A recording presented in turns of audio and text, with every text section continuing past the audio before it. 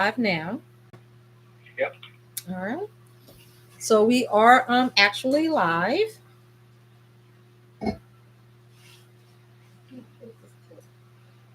No, you close the door. Oh, I thought you were talking about this. So we're just waiting to see how many people are going to enter the building. We're just waiting. So far. I just jumped in, so I'm there. All right. So we're Okay. just going to give it a few more minutes, just to make sure that whoever wants to enter, want to enter. So I think it's 4 people here now. We're going to actually start probably around 6:05, and whoever's here is here. Whoever isn't, they can see the pre-recorded video later. But guys, hello to the 7 people that are here. It's your girl Steph. Jay will be back in a moment. Tonight I am sipping on a little Prosecco. I hope that you have whatever drink, beverage, water, juice, whatever it is that you like to sip on, that you have that in hand. Tonight's topic is going to be based on if you're a believer, atheist, or a non-believer. All comments and questions are welcomed. We just ask that you keep everything respectful. So if you would like to join into this chat, please come on in, everyone. Come on in.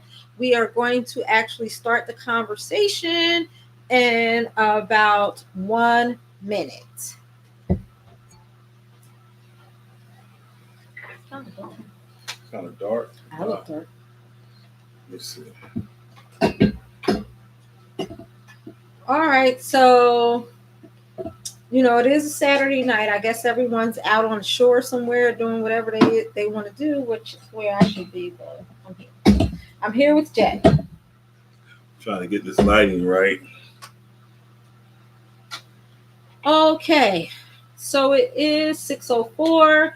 Like I said, we're going to start at 6:05 with our special guest for tonight.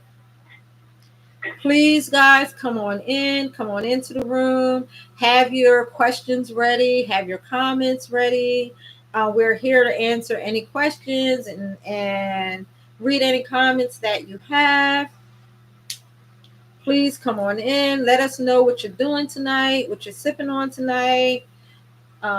We are ready to have this conversation. It's going to be an open, respectful conversation.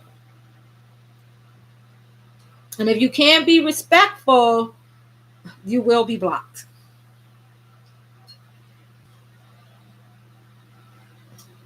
Okay, so it is 6:05. Jay. So our special guest tonight is Jay. Jay, can you please introduce yourself and tell us a little bit about yourself and how you found our channel? Hey, guys. Can you hear me okay? I hear you just fine. Perfect. All right, yeah, my name is also Jay, so it will either be very easy to remember, but also very confusing. So we'll see how that goes.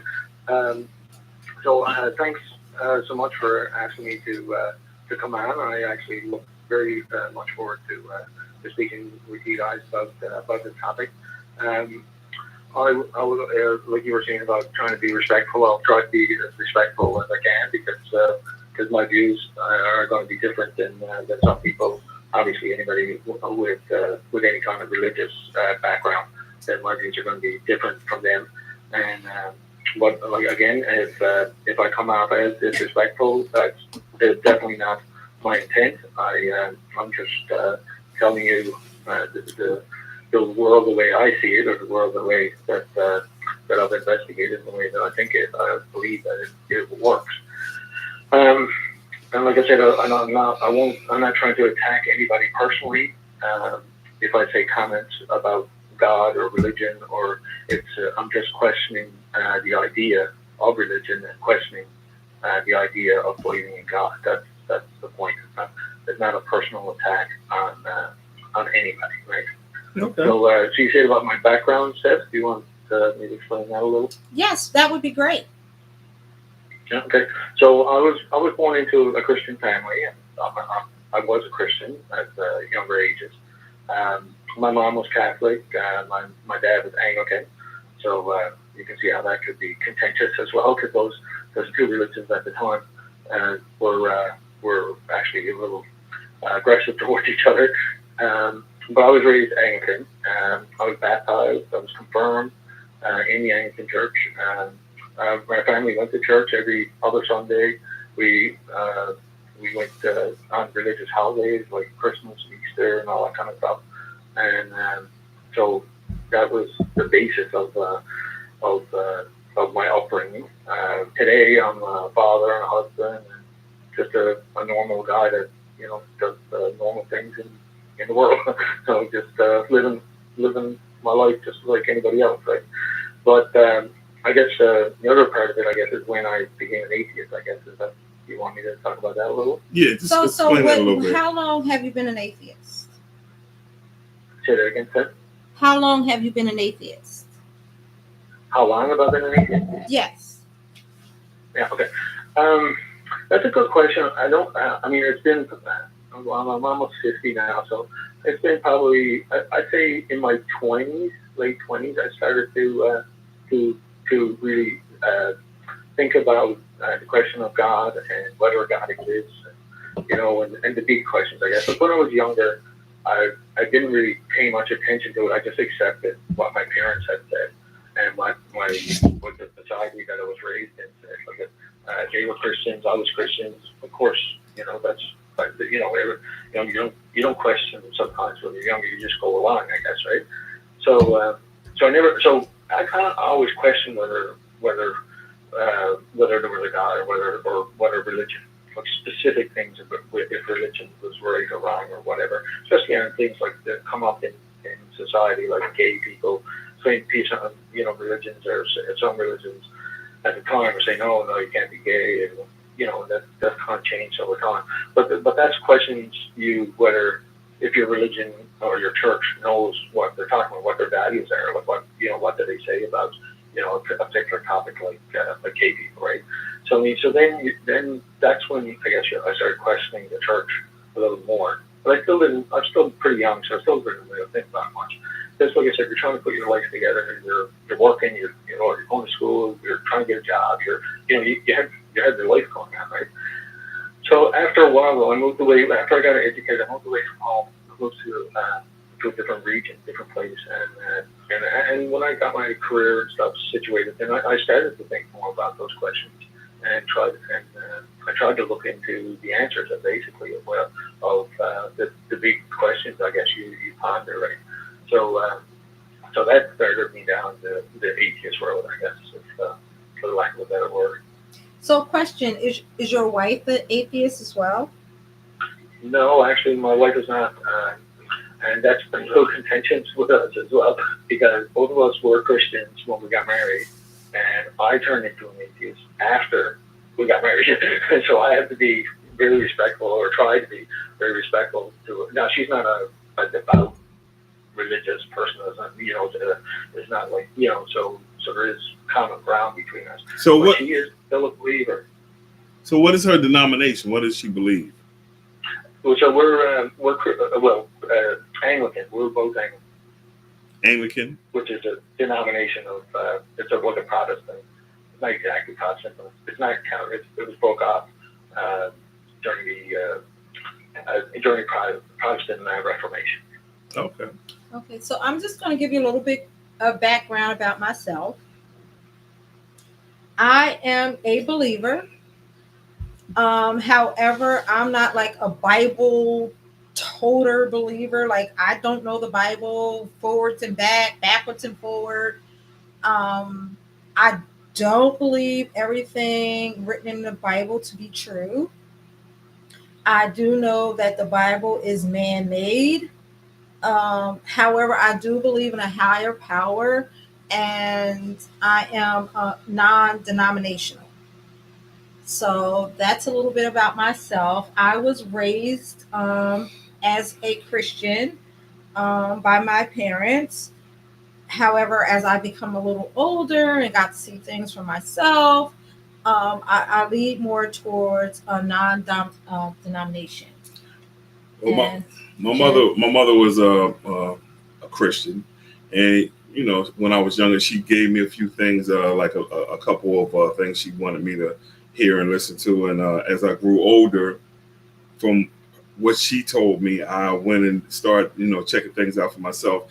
And as I got older, I started believing that there is a God, and I started believing that, like by faith, that it's got to be something greater than myself and just everybody else. And that's where I'm at with as far as my belief. I'm not, like my wife said, I'm not a Bible thumper. I don't know everything. I don't look at the Bible every day nonstop, so I can't say anything. I just go by faith, and in my faith, the way I believe spiritually, I believe, like I said earlier, is somebody or some entity that was here that like created us, and that we,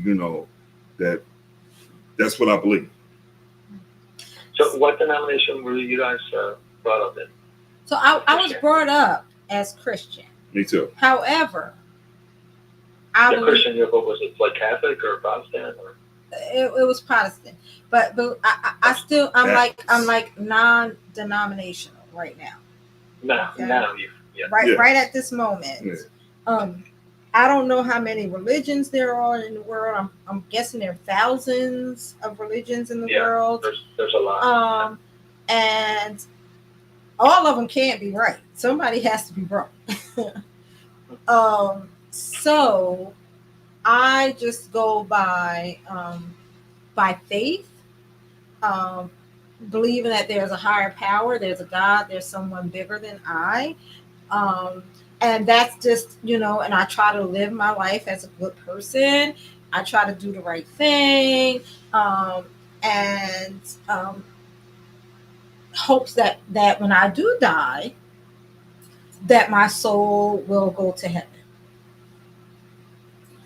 So, like, where I'm curious at is what as an atheist. What is an atheist? What is an atheist, and what are you guys' definition, and what do you guys believe or don't believe? Okay, so you're asking me probably the hardest question next to why we're on the earth, I guess. So no pressure on me. I guess I'm just going to answer where we go after we die, right? Yes.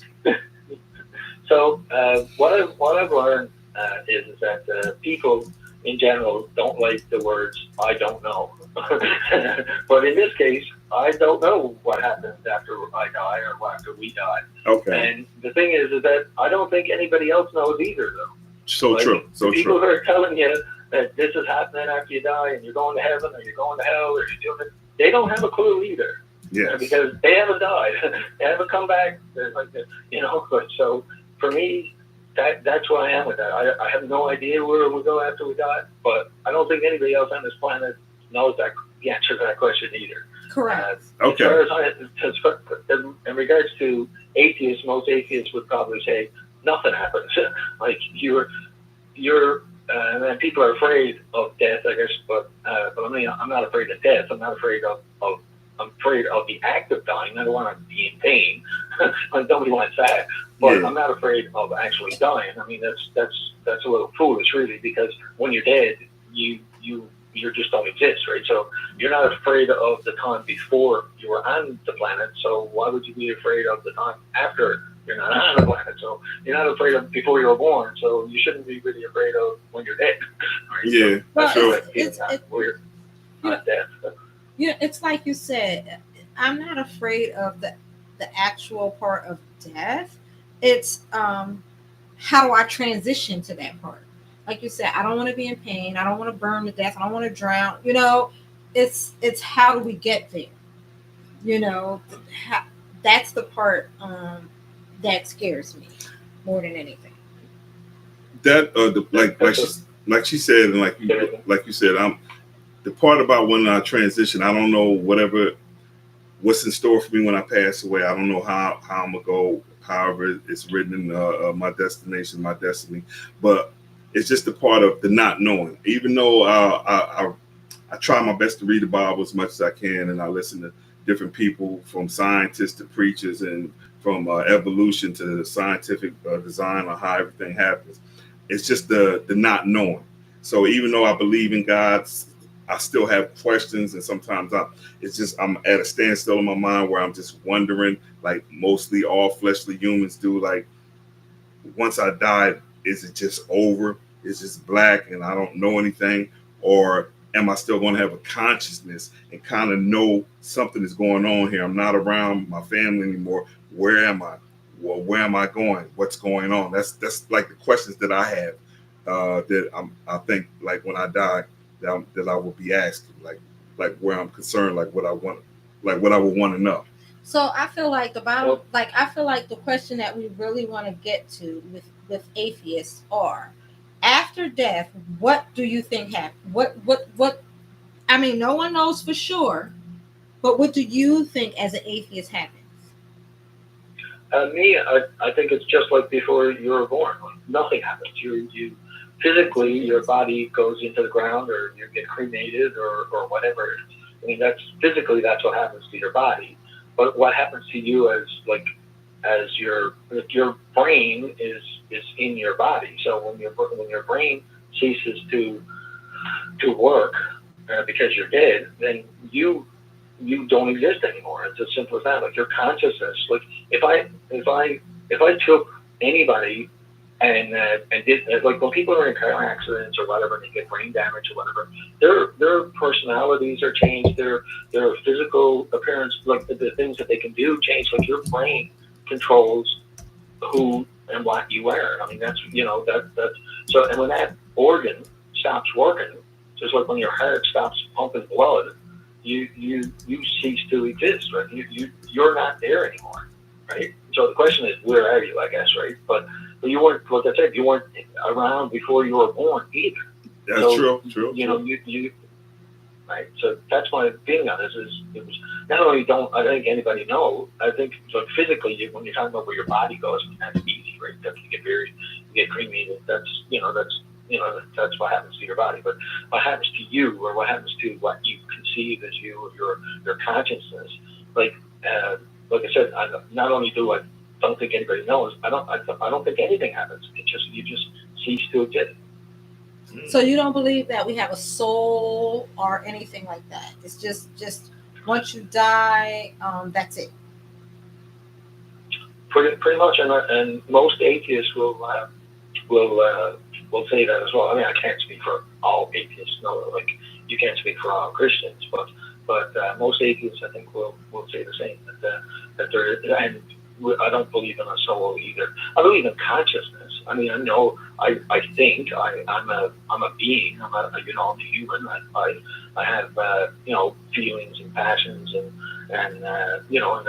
to get by in this world. But a soul is something that's not. It's not like a ghost, but it's not a natural thing. Like you can't weigh a soul, or you can't say, oh, that guy got. Oh, like do animals have souls? Do plants have souls? Do you know what I mean? Like that. Like when you start talking about, it's like not metaphysics.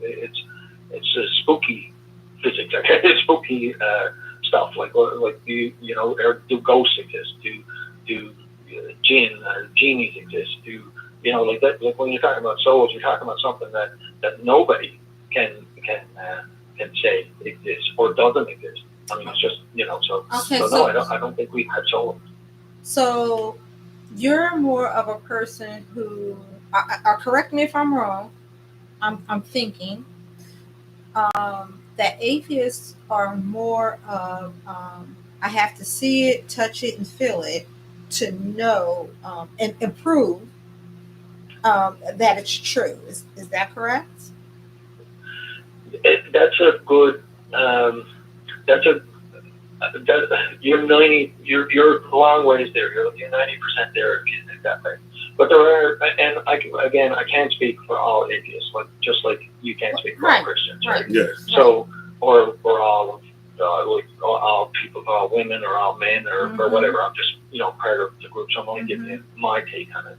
But when you talk about like, it certainly helps if there's physics behind it, if there's like that really it's evidence based, right? Like where is the evidence, like in science? Where is the there's no evidence, there's no science for a soul, right? So I don't believe in things just because somebody said it, right? Like I want to see the evidence for it, right? So that's when I start believing in things. I start believing when I have proper evidence for something. I don't just believe, but if you believe in everything that everyone says, like that's ridiculous. If you believe in leprechauns, if you believe in fairies, if you believe in the Loch Ness Monster, if you believe in Bigfoot, a lot of people say a lot of things, but I don't believe in those things until there's proper evidence for those things. Right? That's when I think it's the time for you to believe in them. Okay. So do you believe that sometimes, like when you get a good feeling or you feel good about yourself, like certain things, like you don't believe, like sometimes you don't believe in the spirit, but like how I have faith. Certain things in my life, me and my wife's life, things happen, and I feel like somebody or something was looking out for me and my wife. Like it's like something in my soul that I feel like I have. Do you ever have those moments where you feel like somebody's looking out for me, somebody's watching over me, or you just feel like it is what it is. Whatever happens, it just was meant to happen, and that's just that, good or bad or indifferent.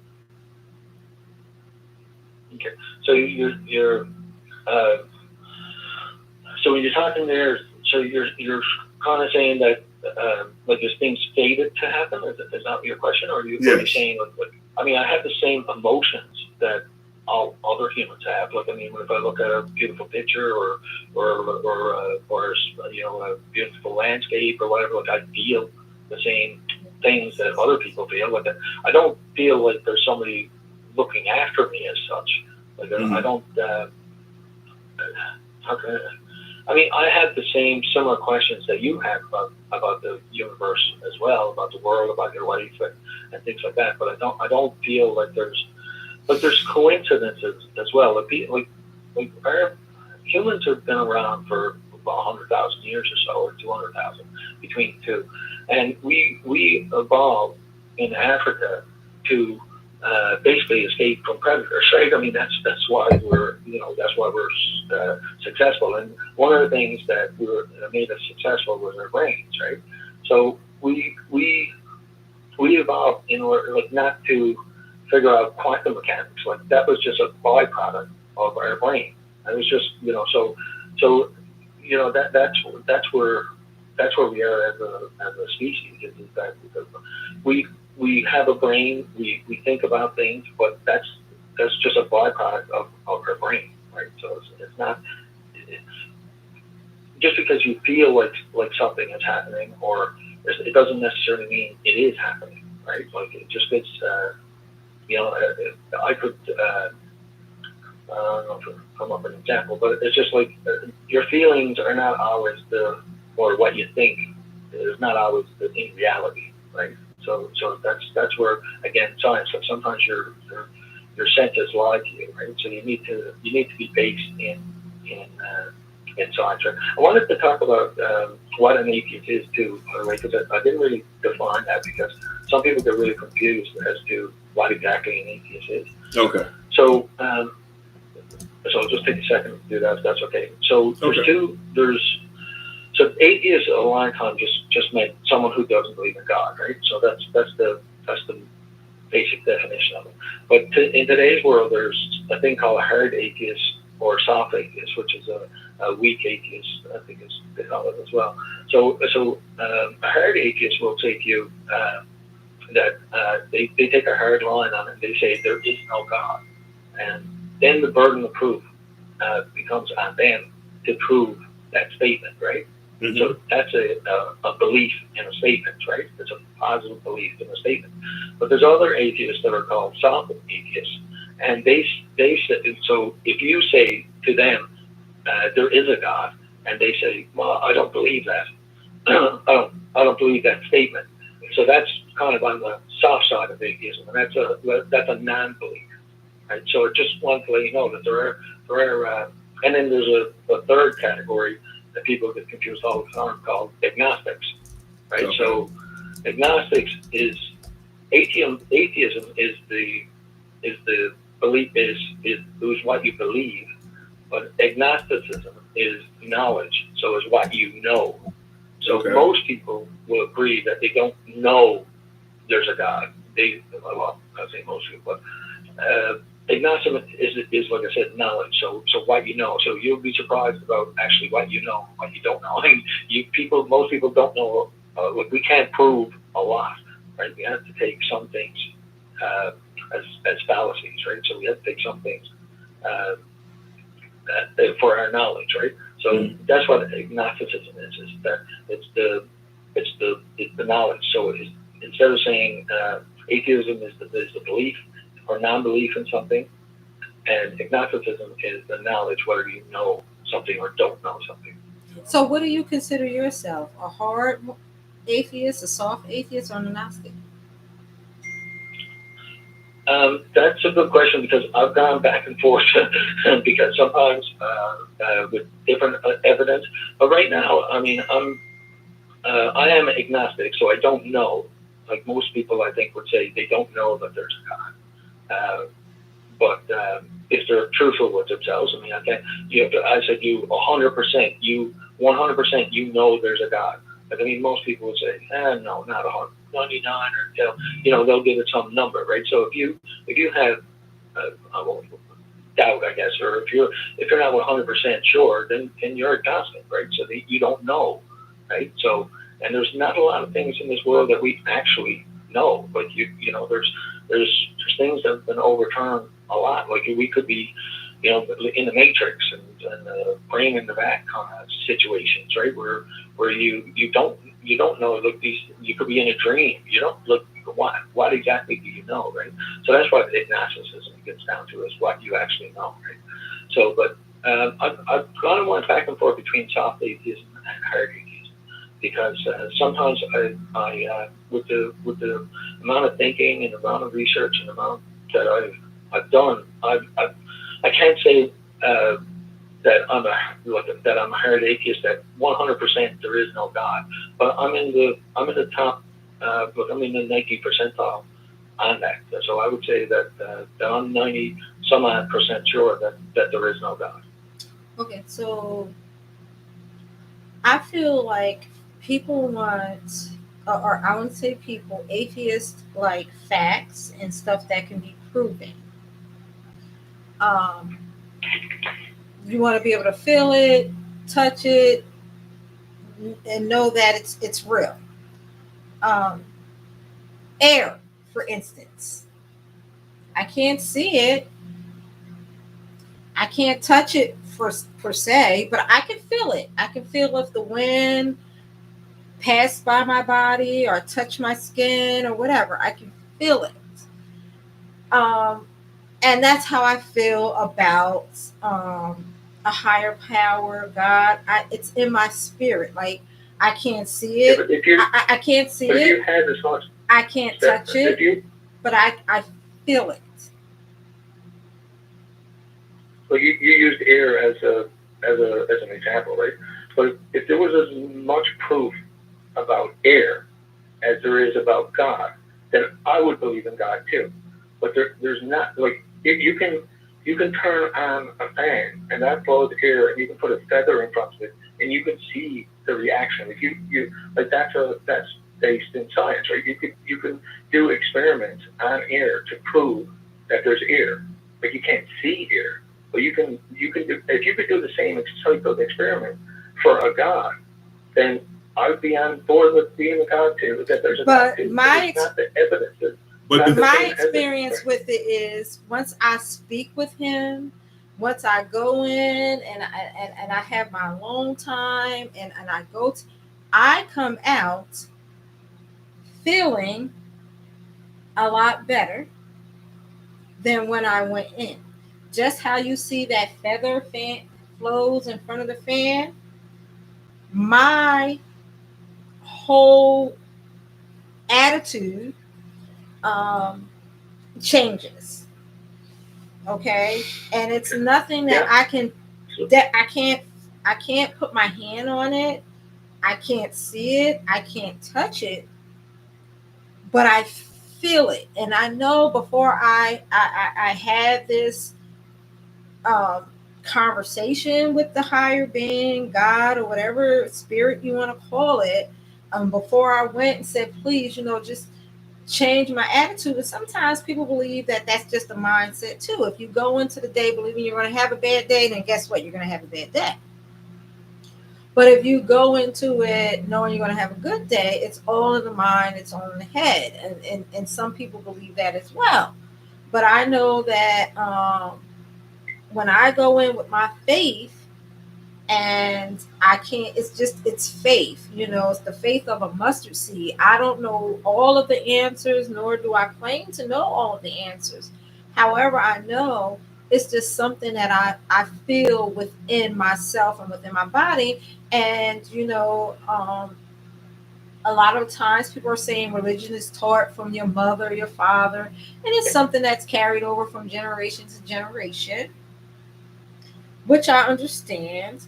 But a lot of things are taught from our parents. Our parents taught us how to use the bathroom. They taught us our ABCs.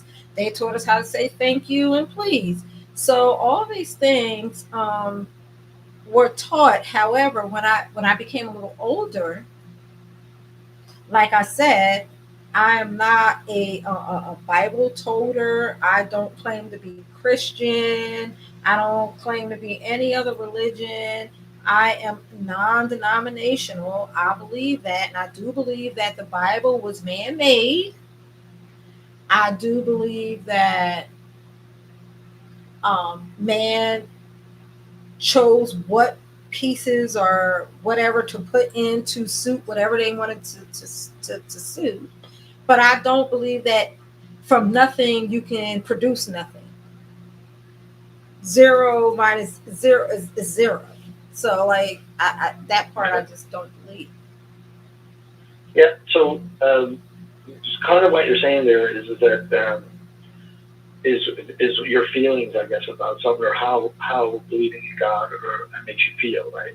So a lot of people get the same sort of positive things through meditation, or through their children, maybe, or their work, or or holidays, or what, what I mean. So and church, going to church and church services and singing, or music in general. I mean, people get uplifted and they feel stuff, right? But so I'm not denying that you feel the way you feel. I'm not denying your personal experience. But what I'm saying is that I don't contribute that to that means that there's a God, right? But just because you look, if I prayed for something, for instance, I prayed for whatever, and I got it, that doesn't necessarily still mean that there's a God, because I could pray for something and not get it. That doesn't mean that there's not a God.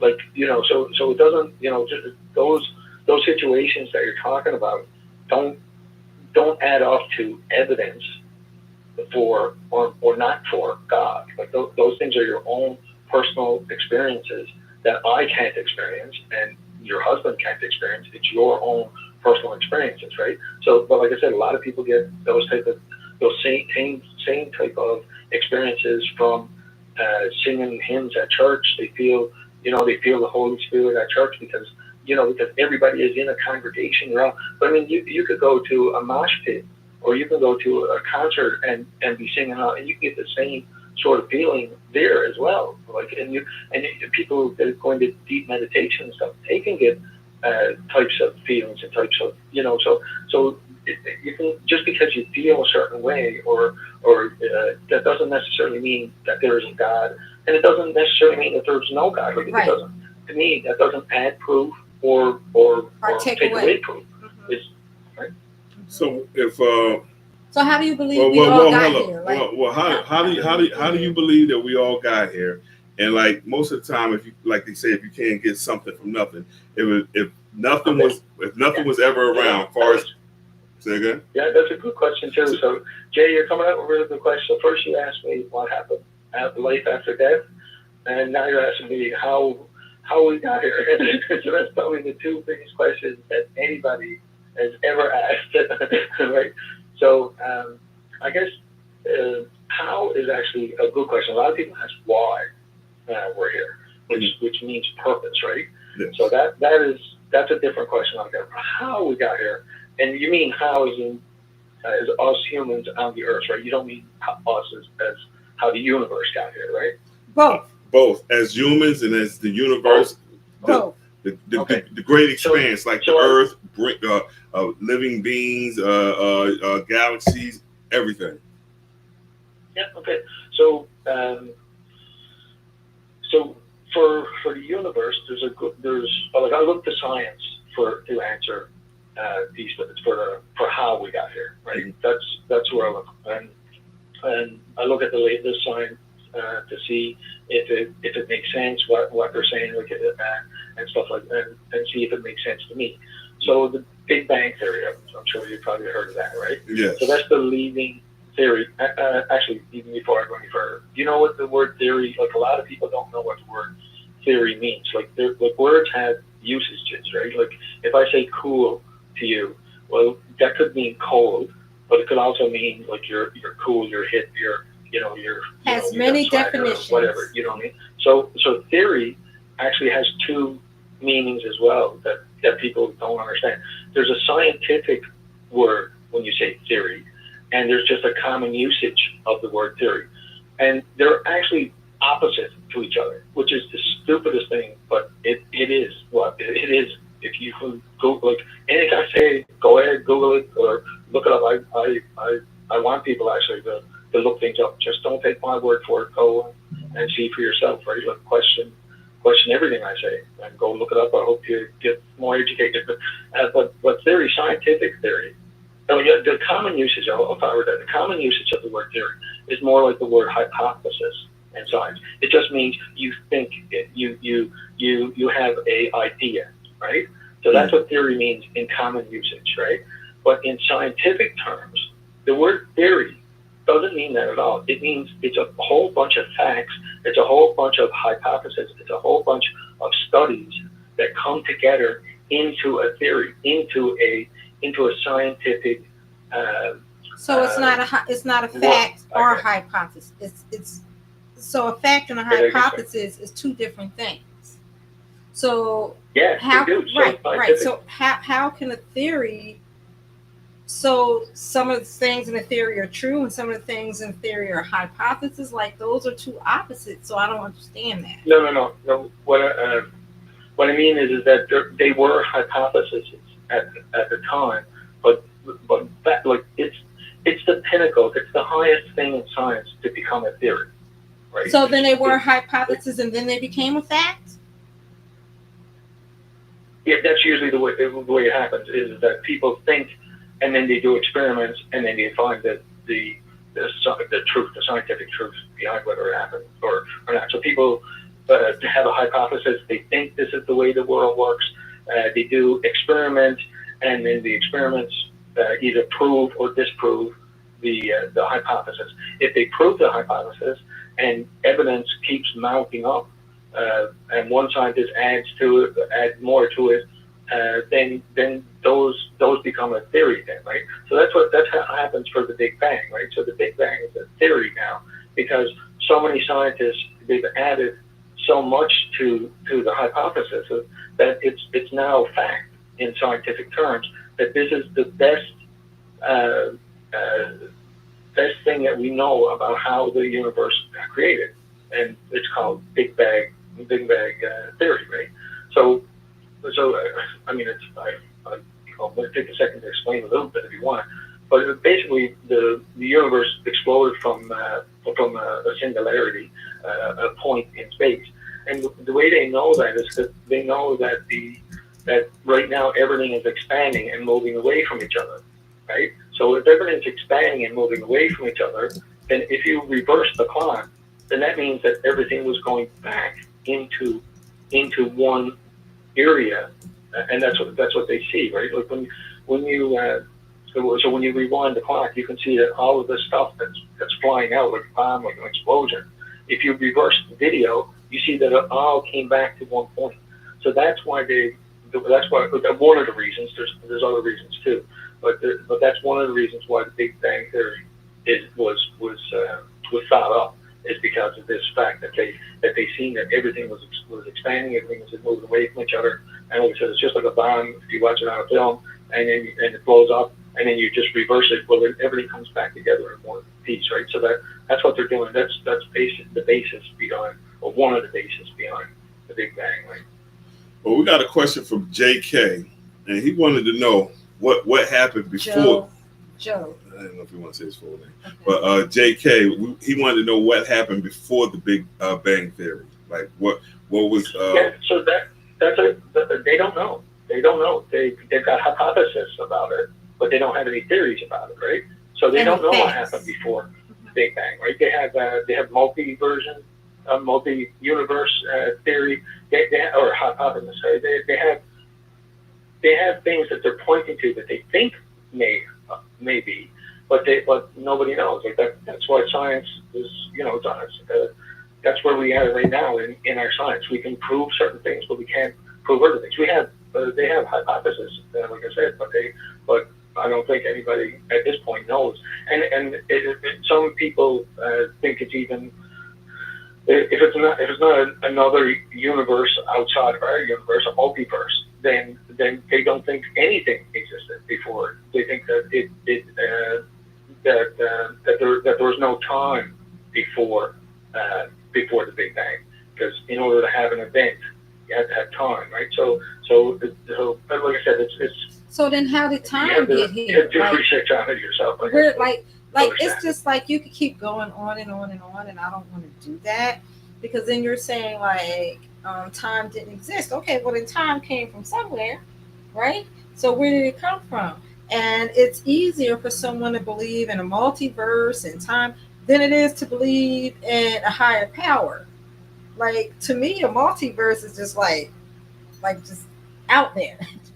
For me, but the multiverse is not a theory, though, right? Like the Big Bang is the theory of how the universe came about.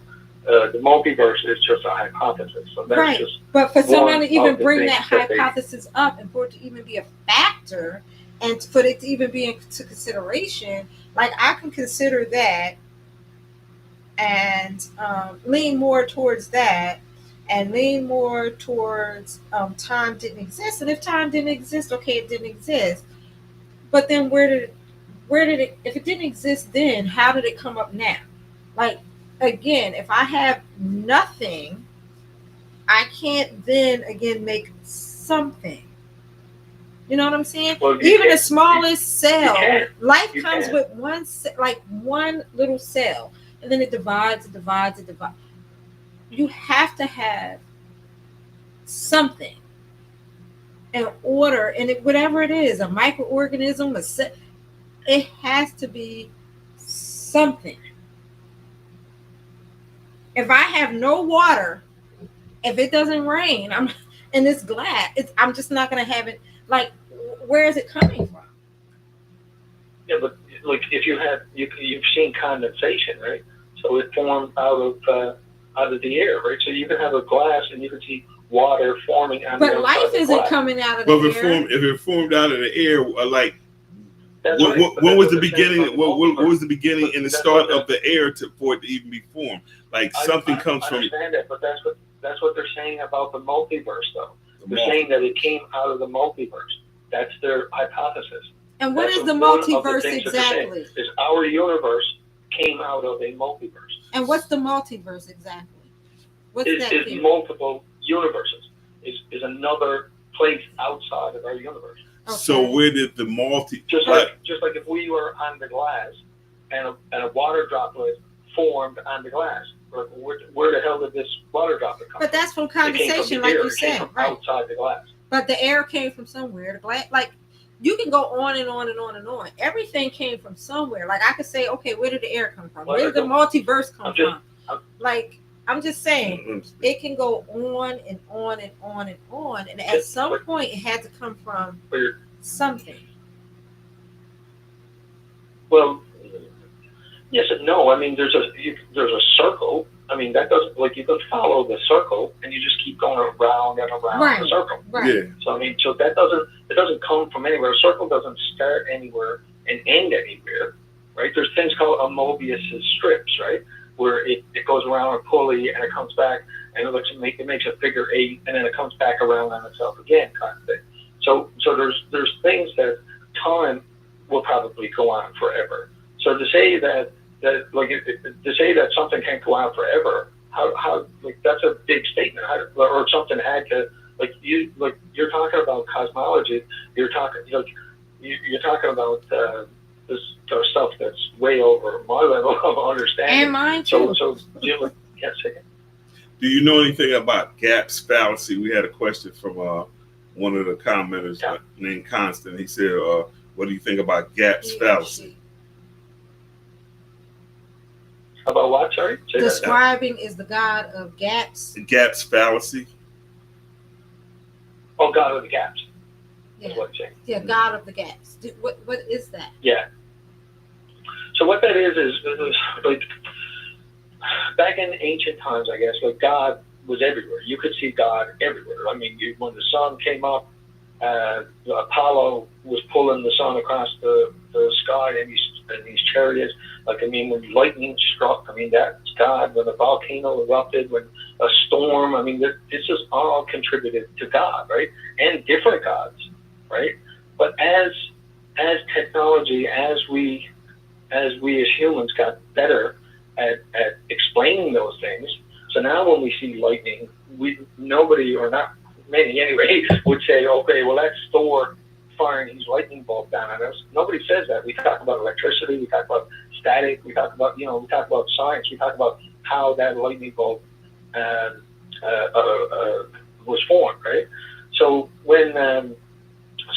as we progress, as our science gets better, as we better understand the universe, our gods keep shrinking, right? So we've pushed God back all the time. We're pushing God for what God's responsible. Science is pushing God back all the time for what he's responsible for. So he's not responsible for storms anymore. Wind patterns are responsible for storms. He's not responsible for electricity or for lightning. He's not responsible for pulling the sun up over the horizon. We know that the earth turns, and that's why the sun appears to come up in the morning. Look, as our science gets bigger and bigger, God is shrinking and shrinking. The things that we attribute to God is shrinking and shrinking. So now you've come up with the thing, well, how did we get here? So there's where we've shrunk God down to, right? We've shrunk God down to creation. You're not asking me today, well, of course there's a God, there's lightning. Of course there's a God. Look at the storm we had last night. How do you think that happened? Like thousands of years ago, that would be the argument, right? Well, I believe, but that's not the argument today, because we know what causes those things. So that's the God of the gaps. Okay, well, I believe that as far as storms and lightning and all those things that you're saying, that can be explained by science, and that is proof. And how back before science evolved and all these things we didn't know, we attributed to God. Maybe that's just God having us evolve. Our mind is evolving. Okay, we're learning of how it got here. Maybe that's what he wanted us to know. That we are ever evolving creatures. We are all learning. That doesn't negate the fact that God was here just because we are able to explain a storm, just because we're able to explain clouds in the sky, we're able to explain thunder. That's part of evolution and of us evolving and us learning as time goes on. The internet wasn't here 10, I don't know how long the internet's been out, but it wasn't here in the 80s, so it's just evolution. Look, you asked me to explain God of the gap. Right. Oh shit. 1 minute. Oh, sorry, Jay. Oh, is this Jay? Yeah. Well, Jay, we coming back. Hold up, buddy. I didn't mean that. Here you go. Come back. I'm sorry. Call drop. We was getting some spam calls to try to hang it up, but I said, you hung Jay up. What's going on? Yeah, spam was coming through. Sorry. Yeah, so we're talking about God of the gap. So that you asked me this about God of the gap. So that's what I'm saying about the origins of the universe. Is the Big Bang Theory. That's the latest thing. And like I said, when you said, well, how does this happen? But just because science doesn't know the answer, and I'm not scientific, so I can't explain I can't explain the Big Bang Theory to you in 5 minutes. I mean, I've that's you can spend a freaking university course understanding that. So, but what I'm saying is that just because science doesn't know the answer to something, that doesn't mean therefore there's God either, right? Like the lack of the proof on science part doesn't mean that okay, well that means God did. I mean that's really that's not good thinking, right? That's not logical thinking. Yeah.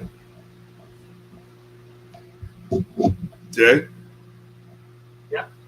Yeah, we have a little bit of All right, so how do little bit you of think sound that issue. like humans and like the first man here in the world or the earth, how do you explain that existence? So now you're talking about how life was created, basically, right? Right. You're talking about so now you're not so you go from cosmology to the healing, okay?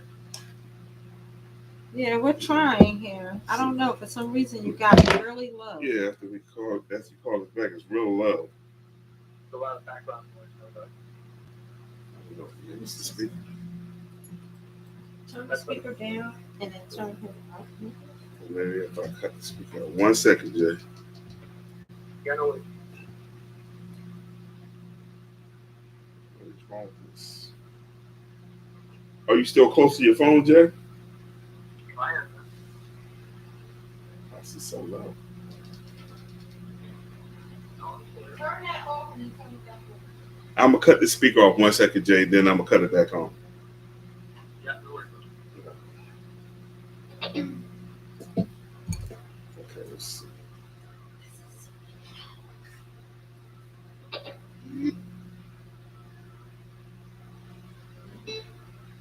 All right, do you hear me now, Jay? Yeah, I can hear you. Oh yeah, he back, babe. All right, 1 second, Jay. I don't know. Maybe it was just I had to do the little reset with the little Bluetooth speaker. So hold on 1 second. Stephanie, now what you saying, Jay? So Stephanie basically asked now where life has come from, right? Yes. I mean, so she's moved from cosmology, which is where the origins of the universe and Big Bang theory. So now she's gone to where life has first begun on Earth or wherever, right, in the universe, right? Yes. So that is still, I think, a hypothesis. I don't think they know yet. They're working on it.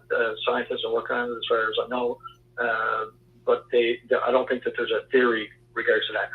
Their leading hypothesis has to do with chemicals. And like, have you heard of the soup, like the primordial soup, I think they call it? So it has to do with chemicals. They think that there was chemicals on the Earth, and maybe electricity, like lightning and stuff like that. And it made a very, very simple, like RNA kind of not DNA, but RNA is a nerve strand, and that, like, when you're talking about the time, like the Earth has been around for like 4.8 billion years or something. So that's a long time. And the universe itself has been around for like 13 billion years, right? So it's over 14, actually 14.7 or 8 or something. So that's a long time. Like humans are not, like I was saying earlier, we as humans were evolved on the African continent to get away from lines. We didn't evolve to try and figure out cosmology. We didn't evolve to try and figure out, these questions that we're asking a lot of our brain to try and figure this stuff out. Like, that's not, even though, we're a smart species, but, we don't know all the answers. We're constantly looking, scientists are constantly looking for the answers. And I think that's one that they're still looking for. They don't know, or my understanding is they don't know exactly how life began, but one of the hypotheses is a chemical reaction that gave rise to life, right? That's what their hypothesis is on the origins of life. Okay. Wow, I never heard of that hypothesis. A chemical reaction? That one's new. Okay. Is that the same thing like with the Big Bang and the gases and exploding? No, that's not. No. Yeah, the Big Bang is cosmology. Right. That's where the universe came from. the planets and the that's what that is, Big Bang theory. But the other, there's a theory, I forget the name, or it's not a theory, sorry, it's a hypothesis for that. It's I think it's named after two guys. It's called chemical evolution hypothesis, I think is the thing. And like I said, like, have you heard of the primordial soup? You ever heard of that or no? The primordial soup? Yeah, that's what they think. Like, and then there's another, like, there's different theories in regards to it. Like, some think that there was a primordial soup and there was like electricity, and that may have helped, put things aligned with the different chemicals. And another theory, I think, it has to do with deep down in the oceans where these vents are heating up and releasing gases and stuff like that. That they think maybe that's where life first began on Earth. Right, so those are and like I said, right now they don't know. They just hypothesize. Nobody has been able to prove or disprove where we came from. What about the thing with the dolphins or the evolutionary chart with the monkeys, or like how does that all play in effect? So now you're on to something else. So now you jump to another thing called evolution or biological evolution, right? Mm-hmm. And this doesn't have anything to do with cosmology. It doesn't have anything to do with when the planets were formed. It doesn't have anything to do with how life got created or got started. It has nothing to do with that. It has to do with after life starts and what happens to populations over time. Mm-hmm. So that's what biological. And most people, when they say evolution, that's what they mean. They mean biological evolution. They're talking about Darwin. They're talking about species. They're talking about populations. Like that's what they're talking about when they're talking about biological evolution, right? But do you believe in evolution? Oh yeah, definitely. Evolution is a theory. Like I was explaining to you before about theories like gravitational theory, like the Big Bang theory. Evolution right now is a theory. It's not a hypothesis anymore. It's got enough facts. It's got enough evidence to be considered a theory in science, right? Not a theory as in someone's guess. A theory. So all science, or not all, of course, no one believes everything, but 90% all of scientists will believe in evolution because there's just so many facts now that it's undeniable. Like you just can't turn over one thing. Like when they have evolution is like, if you've heard of germ theory.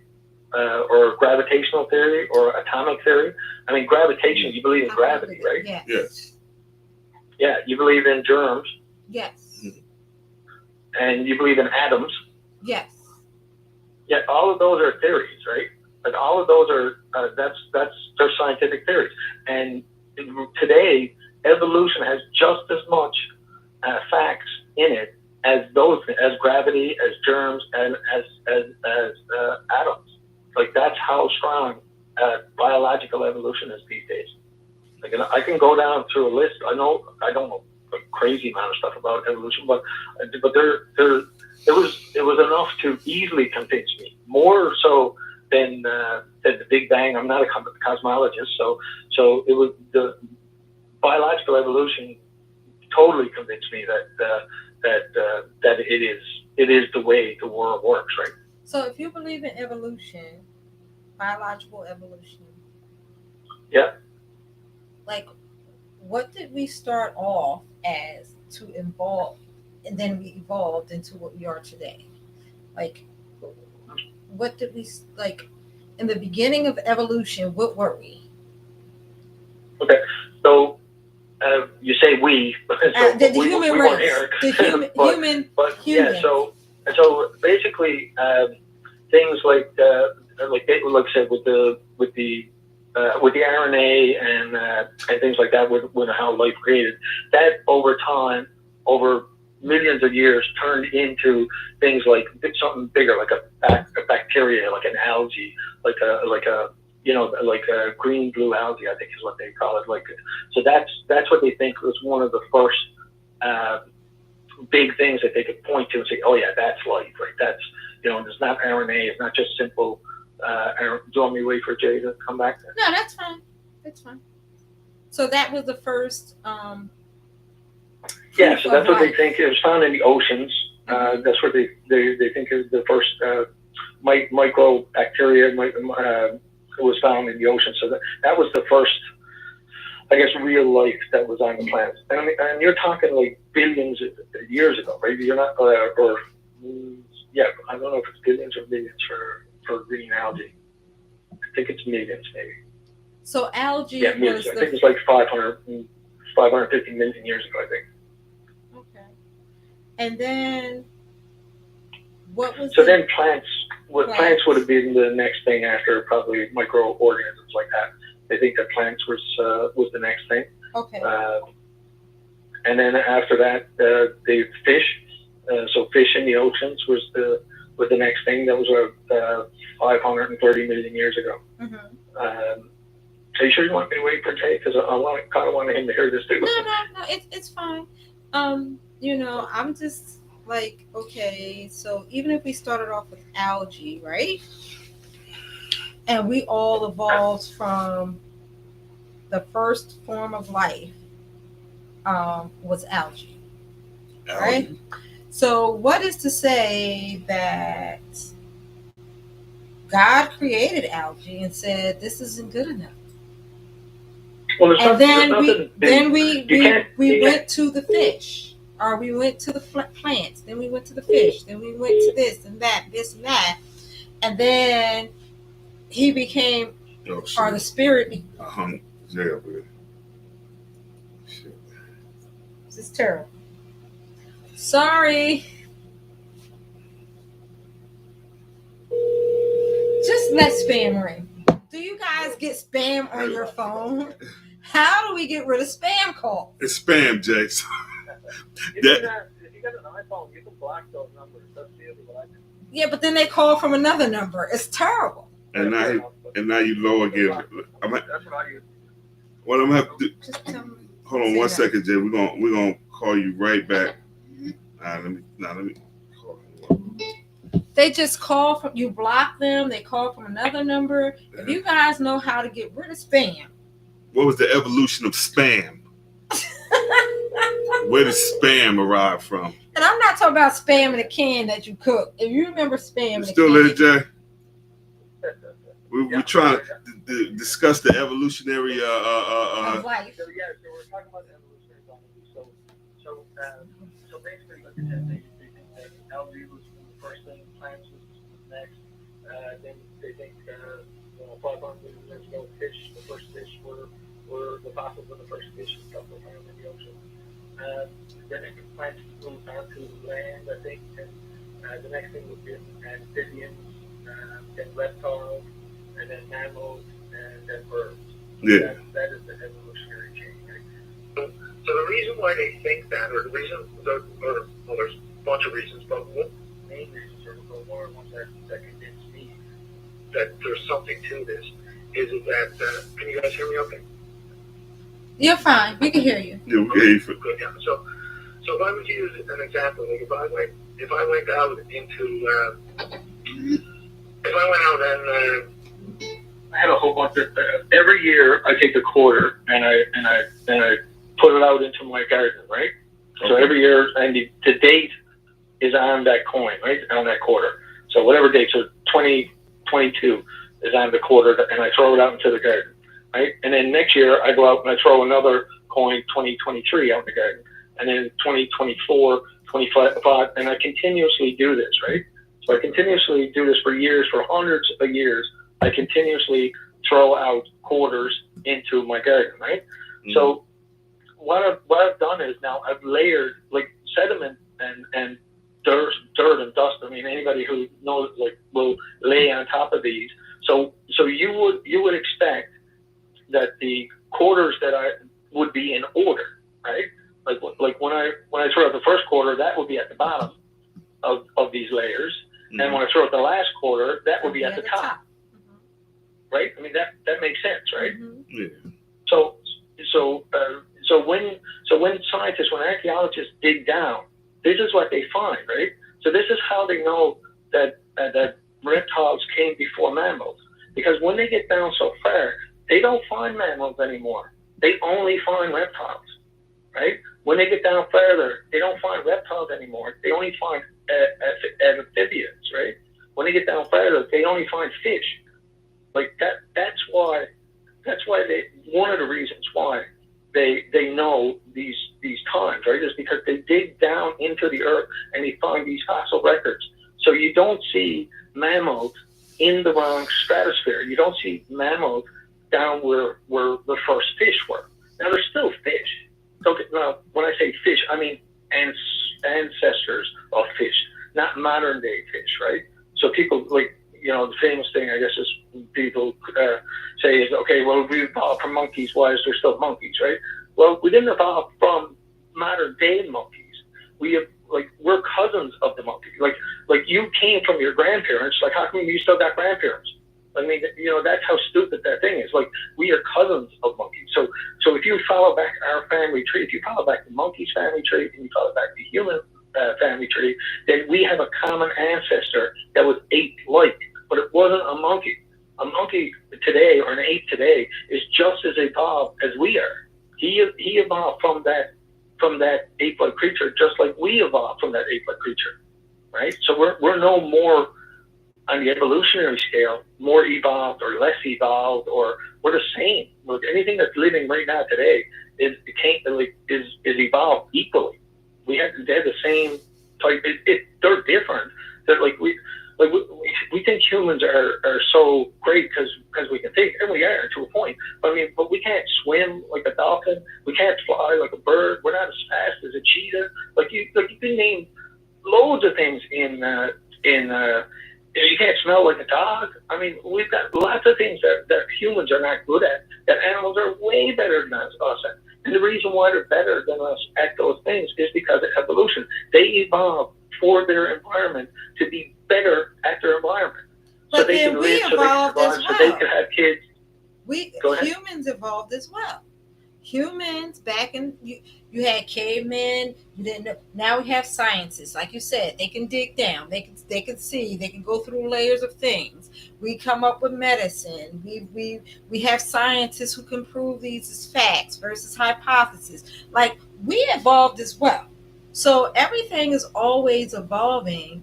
I believe everything is always evolving and moving forward. Nothing is ever moving back. However, that's not exactly true. Things go extinct, right? They go extinct, but extinct and moving back that's different. Extinct means you just cease to exist. Okay, that's two different things in my opinion. Extinct means like Stephanie's dead, and if you believe in death and there's nothing after that, once I die, I'm extinct. That's it. Stephanie's gone. There's no more Stephanie. But Stephanie can't go back and go back in time and not evolve and move forward with science, medicine, the things that we're doing on the internet, all of these things. It's time and things are always evolving and moving forward. It's never going backwards. No one's going back to the back in the day when you had to read the Encyclopedia Britannica or whatever. You're all on You're all on the internet. Information is fast. You want to know now. Nothing is going back. Everything is always evolving and moving forward. Okay, and an extinction is different than evolving and growing and learning and moving forward. That's why we have a brain. That's how we have a mind. That's why we're always learning and always gaining and wanting knowledge, because we always, you should always, or for me, let me speak for myself, should always want to learn new things and progress forward. So you say that there's no real forward or backward. Like, that's not the way. Like, we evolved to pass our genes on to our next. It's population evolution. It's not like one particular human doesn't do anything in regards to evolving. It's you pass your genes, the strongest genes that like a polar bear. One time there was no white bears, right? There was no polar bears. There were just black bears or brown bears. But as bears moved into a environment where there was snow, and then any bear that had white on them did better hunters. They were better hunters because their prey couldn't see them. So they were able to pass their genes on to other bears more, and they were more successful in their environment. So we evolved to the environment, or as populations, not us as a species, as one person, but our population or animal populations evolved into to be better in the environment that they're in. There's no backwards or forwards. Like there's no oh, this is better evolution or that's worse evolution. Like that's not exactly the way evolution works, right? It doesn't. But just because we got a computer today and we didn't have it last week or last 10 years, that's not evolution. That's just a human creating a new tool. It's like that's not really evolution as such, right? But what like about biological science? evolution. What about science? What about science moving forward, learning a new cancer medication? Like we're always about, to me, always gaining new knowledge. Actually, and the things that they were used to treat cancer 20, 30 years ago are not the tools or whatever that are used now today. We're always learning. So, when I was a younger person, a little girl, if I touched the stove and my mother said it was hot, but I didn't believe it was hot, I had to touch it to find out myself that it was hot. These are some of these things are life learned lessons that you just pass on. But you're talking about yourself as that's everyone. An individual, though. But not that's everyone. Life your learned genes lessons. that you pass on to your children. That's how the species evolves. It has nothing to do with what you learn as an individual, right? It has to do with the gene population. So, like, I'll use the bear as an example, right? Like, if that bear was great at doing whatever else, it doesn't matter. It's the fact that they were more white. That's what helped them be able to be a better hunter. Therefore, it was able to pass on its genes to the next generation. So therefore, more bears in that environment became white because they were better hunters. The prey couldn't see them. So that's why we have polar bears. It's because they evolved to the environment that they were in. But it has nothing to do with what one individual does. It has to do with populations and how the genes get transferred to the next to the children and the children's children and the children's children, and that's how the species evolve from one thing to something better. It basically they match their environment. They become the best for their environment, right?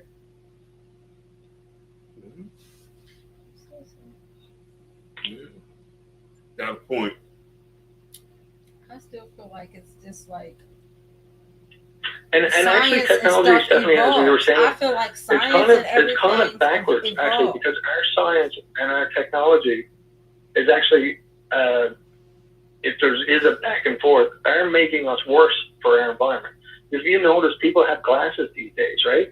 So they're able to, and they have prosthetic legs, they have like all kinds of things these days. Science able people to still live, for them to pass on their genes. So we are actually passing on worse genes lots of times to our children because of things like that. Because our science is allowing us to pass on these bad genes, right? So because if you had like that's what like peanut allergies, or if you had like you can't like that's what. But I don't know.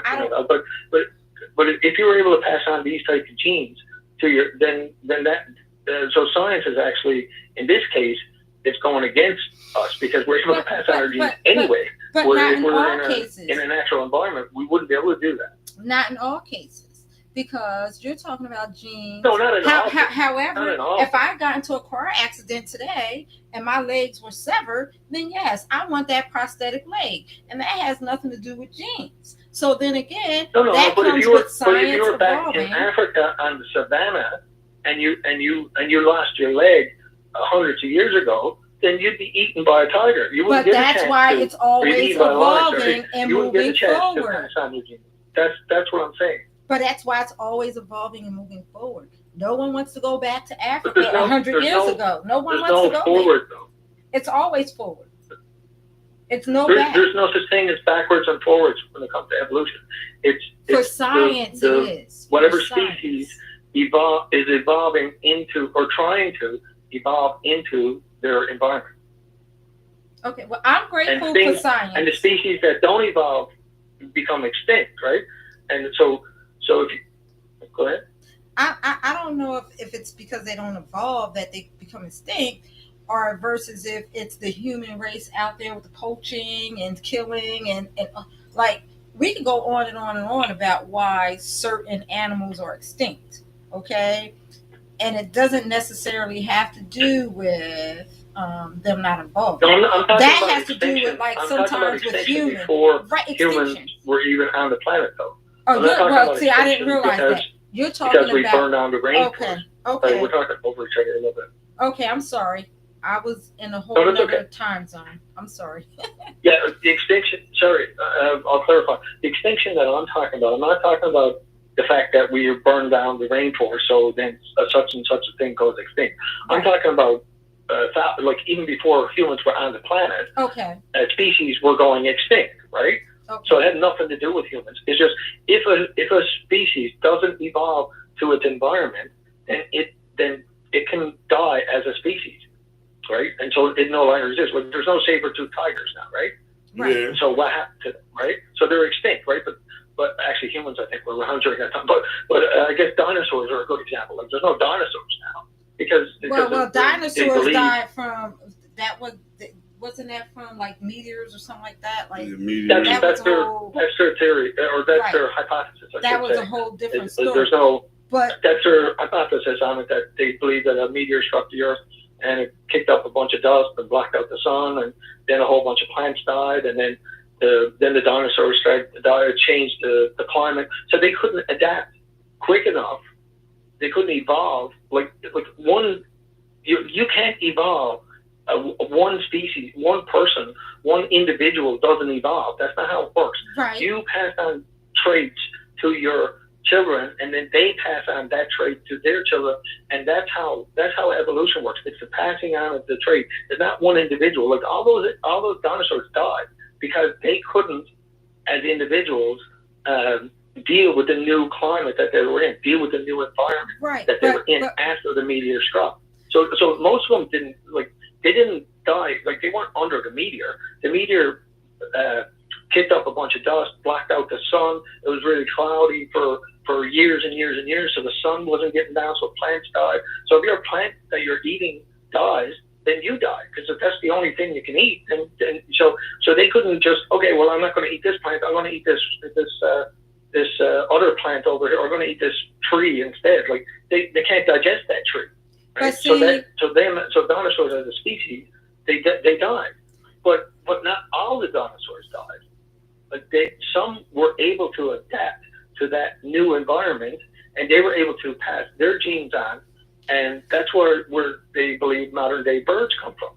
That's why they think well, there's more records than that, but anything that survived during the dinosaur ages, that's where they think modern day birds came from. That they were really the ones that were able to survive, the small dinosaurs that were able to survive that climate, that new environment, became our modern day birds. Yeah, I agree I can get with that. Like, I can see that.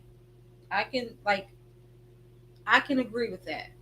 But what I'm saying is how you just explained all of that, and you were able to say how they survived, and the dust blocked out the sun, and they weren't able to survive without it.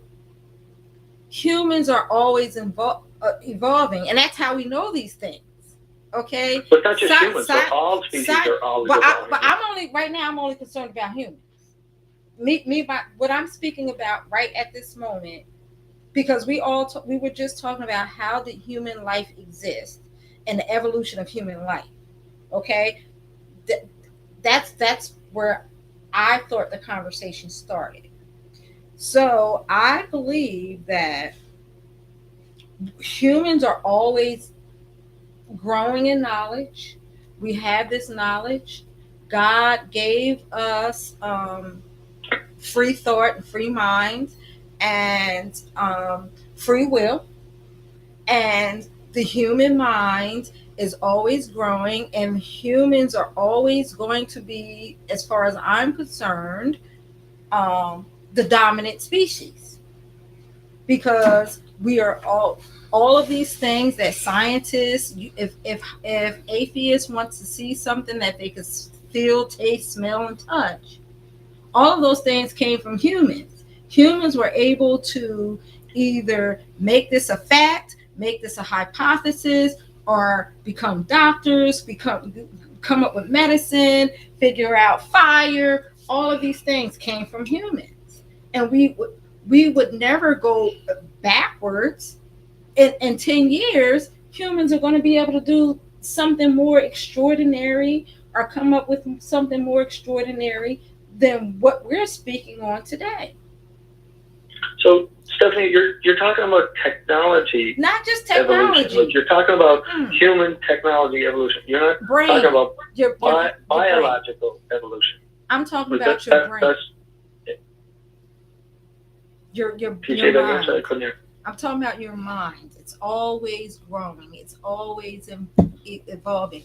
And in order for us to come up with any of these things, whether it's technology, whether it's medications, whether it's trying to figure out how to dust block the sun, or whether it's digging under the ocean to figure out when the first humans existed, or the first signs of life existed, it all started from a human brain. Yeah, that's not evolution though, right? Like you're talking about technology evolution, how humans, to lack of how humans keep piling on to their knowledge, I guess, right? So how what's we the difference between keep that and evolution? progressing and getting better at certain things, right? That's what you're saying. But that's not biological evolution. Like that has nothing to not.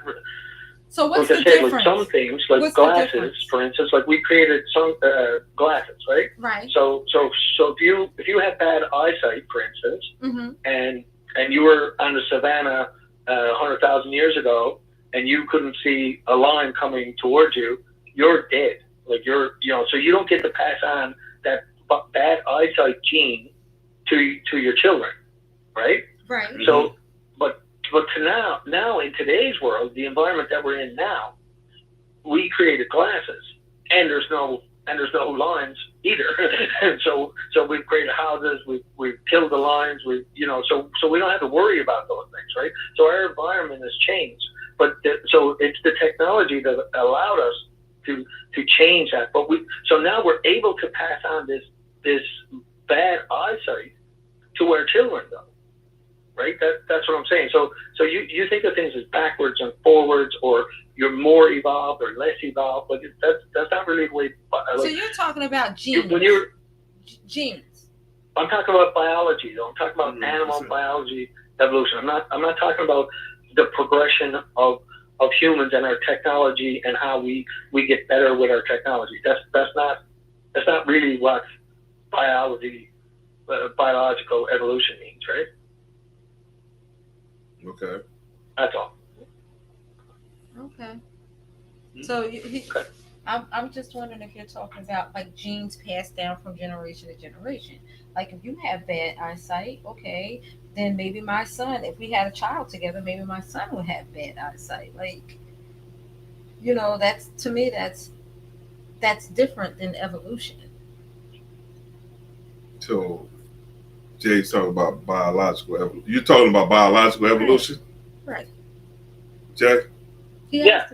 So like if you have a bigger brain, or if you're able to survive in your environment and you're able to pass on your genes, you're passing those genes on. Okay. Right? So that's what it basically it means. You're concentrating on human evolution, which is fine. But what I'm saying is there's animals they all do the same thing, right? Like animals are constantly evolving too. Like their population, not an individual. So with humans now, with the technological advances we made and where we are now, like in 2022 and beyond whenever that happens. Is this it right now, or like, I know we're going to evolve even further, but like at this point in time, the humans that we are now, is this it right here at this point? Is this?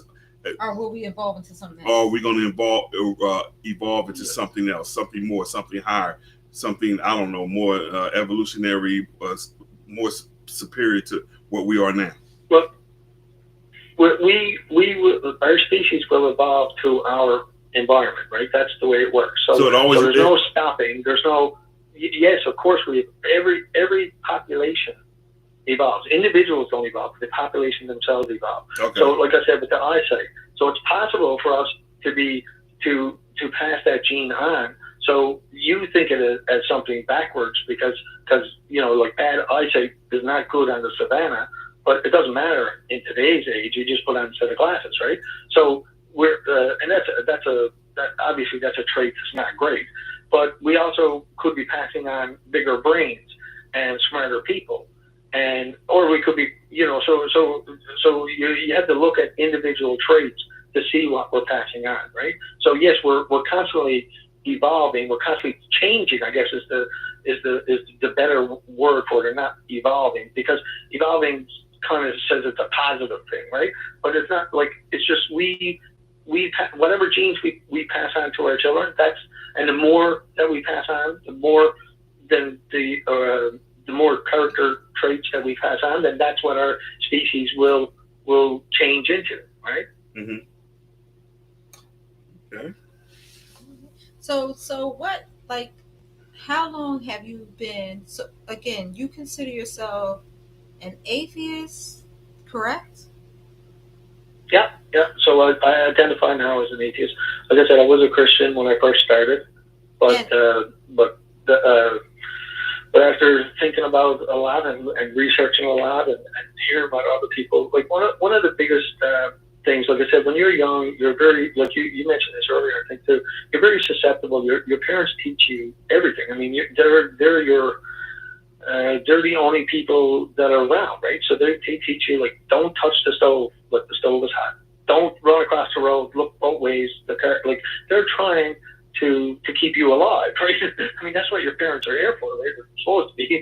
So they're trying to keep you alive, take care of you, right? So you trust them. They're the only people like your elders, people are the only people around you that are telling you, these things. So you believe them, because if you do touch the stove, then right away you know that that's a bad idea, mm-hmm. right? Because you get burnt, obviously, right? Mm-hmm. So you learn at a very young age that you've got to listen to these people. But then these same people, though, can tell you things that may not be true because their parents told them. So that's what's going on, I believe, with religion. They are telling them, okay, well, there is a God, there is a Jesus, there is a whatever, a Muhammad, there is, so it's more than likely you are the religion of your parents, right? And not only are you the religion of your parents, more than likely you're the religion of the geographical region that you lived in. Like today, if you lived in Pakistan, but if you were born in Pakistan, then chances of you more than likely you'd be a Muslim. You wouldn't be a Christian, right? And if your parents were Muslims, more than likely you'd be a Muslim. Or if you were born in India, more than likely you'd be a Hindu. So I mean, so geographic location or what your parents were shouldn't have anything to do with God, or whether God is true or not mm-hmm. true, or what religion you're in. Like so that's why people and like I said, you get indoctrinated, I guess, as a young person, because you believe this stuff, because these are the people that are telling you don't touch the stove. These are the people that you believe. So when they tell you that, yeah, there's a God, yeah, we're this religion, yeah, so you just take that up. So later in your life, you might go and question it, but at a young age, you just take that thing as just one more fact that your parents tell you, right? So you don't pray at all. Have you ever prayed, or when was the last time you prayed? Yeah, well, I prayed when I was a believer. Mm-hmm. I mean, but when I stopped believing, and then I stopped praying because I don't believe there's anybody there to pray to. So, like, but if yeah, you were when- like when ever I in was like a believer, I prayed. like in a car, like, so maybe you were trying to make a right turn and somebody cut in front of you, and like just by hair they like missed you. You're like grateful and like, oh my God, thank God I didn't hit that person. Like that doesn't just like come out sometimes. So if you're talking about language now, like so do I ever say, oh God, or whatever? Of Or course, thank that's God. just No, thank common God. language, but that doesn't mean that I believe in Not- a God just because I say things like that. Like that's just your reaction, your vocal reaction to a surprise or whatever. Like I'm not going around, not saying the word God because I don't believe in God. Like that's I just my normal, like you said, someone cut me off in traffic, I'd curse them out and say Jesus Christ too. But that doesn't, that has nothing to do with what my belief. It's just my reaction, I guess, right? So like in your, like, God forbid, like in the last moments, if something was to happen to you and you were like on the verge of knowing that you're about you were on the verge of knowing that you were about to, leave this earth in the physical form, you don't think in your mind, you would just accept the fact that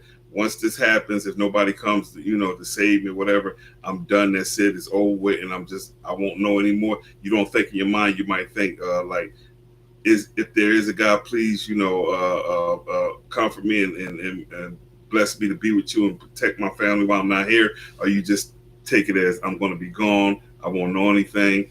My family be sad, but I'll be gone, and that's it. In those, at that last moment, you don't think you'll think like what I just said prior.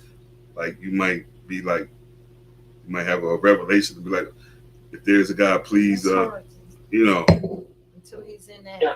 So what you're saying, that's a thing I've heard before. It's called there's no atheists in foxholes. Is what basically what you're saying there. So if you're in war and you're in a foxhole and people are firing at you, then you'll become religious pretty quick. That's basically what you're saying, because your life is on the line, right? So, but that's not exactly like you're being scared into, is what you're saying. You're being scared into it. So whether someone does that or doesn't do that, that still has nothing to do with whether there is or is not a God. Right? We're not scared. We're not scared into it. Okay. Just at the moment when you're dying or something's going to happen, like you in your soul. If you feel as though you have a soul, you don't. Would you say you don't feel? You won't feel as though like there's got to be something there. Not scared into it, but God, if you are there, hear my call to you.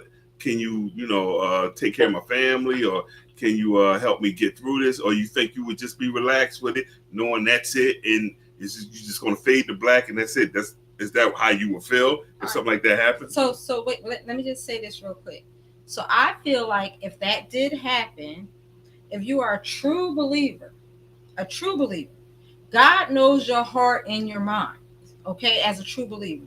And he knows this is just the last plea ditch.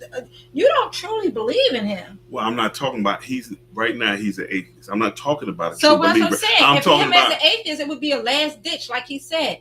It would be a last ditch. I'm thinking most humans are probably think at that last moment, even the ones that don't believe, they might have a revelation like, God help me, God take care of my family, God guide me through this.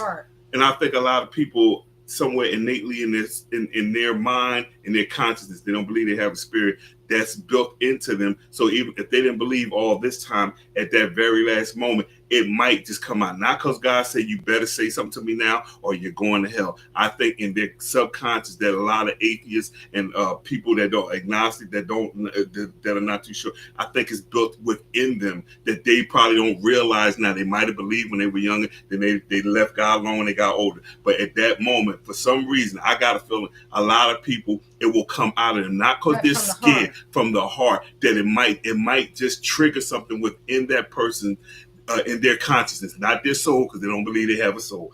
They just think they just died. I think something might come out of them, and maybe at that last moment, it might trigger them to kind of think, like, not just because they're scared, like, I can't just, I'm just not going to just fade to black in this car and die, and that's it. I think it might just come out and like, maybe I was wrong. God, I'm sorry, but can you just guide me and take care of me and take care of my family and just, that, I don't know. It's just me. I just figured most people innately in their consciousness, they have a belief that there is a higher power or God, but some people just might have got turned away in a different direction during their life. I just think it's built in within everybody. I don't know why. Maybe that's just me. Okay, so there's a lot there. So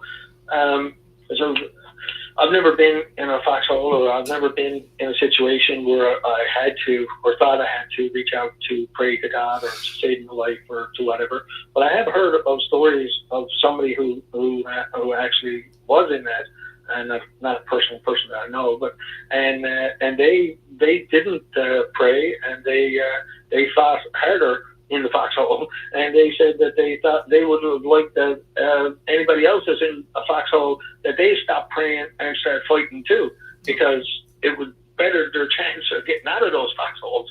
So that was the thing that I thought was interesting, which is that if there was two people there, and the enemy is coming over to attack us, and I'm shooting, and the other guy sat there praying, like, yeah, no, stop doing the praying, dude, pick up the gun and shoot. Fight or flight. Well, I'm not even talking about that. I'm not talking about fight or flight and pick up the gun. I'm talking about you're already mortally wounded and you're dying. And I'm talking about what will come out of your subconscious at that moment while you're dying. I'm not talking about the guys coming with the gun and he's standing over you about to shoot you. You're already dying in your subconscious before it turns to fade to black, as I'm assuming a lot of atheists think. What I'm thinking, maybe I'm wrong, but I think innately in a lot of in the human subconscious, I think there's a lot of people that has that built in them, even if they don't believe. But I could be wrong. But I think that within them, I think it comes down to the individual person. Yeah, I think it comes down to the individual person. I can't speak for anybody else. Mm-hmm. I know that there's people that have died and they don't at the last minute reach out to a deity. I'm sure that there's people who do on both sides of the fence. So I don't know what the numbers are, what the percentages are. I don't know if it's like if you were born into a Christian or a religion, then you maybe you're more prone to do that. But if you were never into this religion, if you were always an atheist all your life, then to reach out to a God at that point would be actually kind of odd and weird. So I don't think so. So to answer your question, I don't know. I don't know what I would do because I've never been in that situation. But I don't think I would, because you would I wouldn't reach out to, if I don't believe in the Easter Bunny. I mean, I'm not going to reach out to, you know what I mean? Like, why would I reach out to something that I don't think exists? Can you bring me some more candy and eggs before I pass? No, I'm not saying like that. But somebody such as yourself, I'm not talking about, because I know you don't know what other people would think in that situation. I'm talking about somebody such as yourself that did believe, but then you did study and you came to your own conclusions. Now, maybe there's a possibility somewhere deep down in your mind and consciousness, you never know, it could possibly pop up in your mind. And not because you're scared, not because you're forced, not because the big bad guy saying you didn't do this and I'm going to sing you that. Just because it might be built into you, like, somewhere deep down in your consciousness that you say you're not sure, you're leaning on agnostic, but you're more toward atheist 90%, that you might be like, I think somebody's out there, and God, if you are out there listening to me, forgive me for my sins and guide me through this. I think somebody such as yourself. I'm not talking about everybody, and you've never been in that situation, but I'm just assuming that a lot of people in their consciousness that was in a position like you that actually did believe at one point, then you did your studying later, and you kind of change your ways a little bit in your mindset, that maybe might come out of you. Like, maybe, you might be like, if it is somebody out there, please look out for me. That's what I'm saying. Yeah, like I said, I'm sure that there's people that will probably end up on both ends of that fence. I don't know what would be. I don't think I would. I don't think I would reach out. I think I'd be more thinking about my family, thinking about my life, thinking about things I could have done better, things I did do good. Like I think that's where my mind I think would go. How my family would grieve my loss, or how or how I left things, or I think that would be where I think my mind will go, and not really worried about what happened to me, but what happens to the people that I'm leaving behind. I think that's where I think I would be thinking about more so than I got to pray to this God now because I got to get into heaven, and like if there is a God, for instance, then the type of God that I wanted there to be is I want him to judge people on their actions and not whether or not they believed in him. Like that's foolish. Like okay, so you're a great person all your life. You're the Mother Teresa of the world, but you don't believe in God. So what? So that means when you die you go to hell? Like, that's the foolishest thing I've ever heard of. So crazy. So you're a Muslim and you don't believe in the right God. So now you're going to hell? That's foolish. Crazy, because I just had this conversation with Jay literally about a couple of hours ago. We were out to dinner and I said to him, I said, okay, so if I was an atheist and I lived my life, I was a good person, I was a giving person, I gave from my heart, I was good to my children, I had morals, and I worked and I did everything that a good, upstanding citizen is supposed to do. However, I don't believe in God, right? So now I'm going to hell, and I'm going to be in hell with Hitler, and I'm going to be in hell with all these other people, murderers and this and that. And it's no like he doesn't take that into key, or the spirit or whatever you want to call it, doesn't take into consideration that I lived my life as a good person. So all of that counted and meant nothing. Well, like we was talking about earlier, God in my opinion, from what I believe, God gives you a choice. And when he gives you a choice, he's not just sending you to hell. You're choosing, if there is a hell, to go to hell, because if you don't want to be with me in eternal life, and if this is what I believe in be in heaven, it's only heaven and hell where I cast the devil out, and that's down there, and that's where all the bad people are in heaven. I'm not saying you got to go there. I just want you to believe in me. If you don't want to believe in me, and you believe that it's no such thing as me, why would I force you, if I love you so much, force you to believe in me and be up here with me? You is heaven, hell. I send little signs and little snippets of things throughout your life that kind of show that I'm around, but you really don't believe in it. If you choose that right there, so be it. That's what you want to do. I'm not saying you got to go down and this is what you pick. You don't believe in me. Why would I say, okay, you don't believe in me, but I'm gonna take you up here if I do exist? You believe in, no, it ain't no God. This is all scientific and whatever. And he'd be like, okay, well, you go ahead down there. I love you enough to let you go choose what you want. And that's what you choose. I'm not saying you better go down and you bad, you this and that. But I belong with Hitler? But you choose to go down. It's two places as far as in the Bible, heaven and hell. If you don't want to go up there, you don't believe in God, you believe he's just some dude up in the sky that everybody make all kind of little things about the Bible and little stories and all this stuff and split and seas or whatever. If you don't believe in none of that, you think it was just a book written by a man and he just wrote it to fit his narrative or blah, blah, blah. You don't believe in me. Why? I'm not forcing you to believe in me to be here. You go ahead and do what you want to do. It's just here or there. You don't believe in me? I'm not sending you there. You're walking your own self there. I gave you the choice. You've been living 50, 60, 70 years, and I've sent you little signs and snippets. And if you don't believe, you think it's scientific, you think it's Big Bang, you think it's gases, you think whatever it is, dolphins and monkeys and all this type of stuff. And you done lived on this planet Earth with all this stuff happening, and I done sent you signs through all the years of your life. and you still don't believe in. No, that's what you think this is, the Avengers, a DC Comics, it's Superman, a guy in the sky, whatever the heck. If you don't believe it, I'm just asking you just to kind of, when I see the little sign, maybe try to suspend your thought on this fake guy up in the sky sending thunderbolts and killing everybody and murdering people and blah, blah, blah. And just kind of look into it with an open mind. I know you might have did a little bit in your younger years, and now you change because this person died. God let babies die. And people getting shot and murdered and wars and blah, blah, blah, blah, blah, blah, blah. Okay, but if you got faith, which I give you faith and I give you a choice, just believe in me a little bit and just stick with me and follow me through. And then at the end, there's a great reward of where you'll be with me. It is a great reward where you could possibly be with me. But if you don't believe in me, hey, that's what you don't believe in me.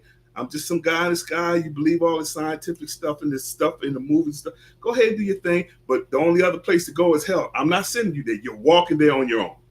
And that's the way I look at it. I look at it like, why not, at least with some people, not with you particularly, Jay, but some people, just look into it. Don't just go into this mindset like this is all a bunch of fantasy. You guys are just Christians and Baptists and Allah and Buddha. Just look into it. Don't just brush it off all so nonchalantly, because you never know. You could be, maybe you could be wrong. Maybe the science could be wrong. But that's all I got to say. I'm just ranting. Well, somebody said Jay is already in heaven because he has me. Oh. So, okay, Joe. Oh.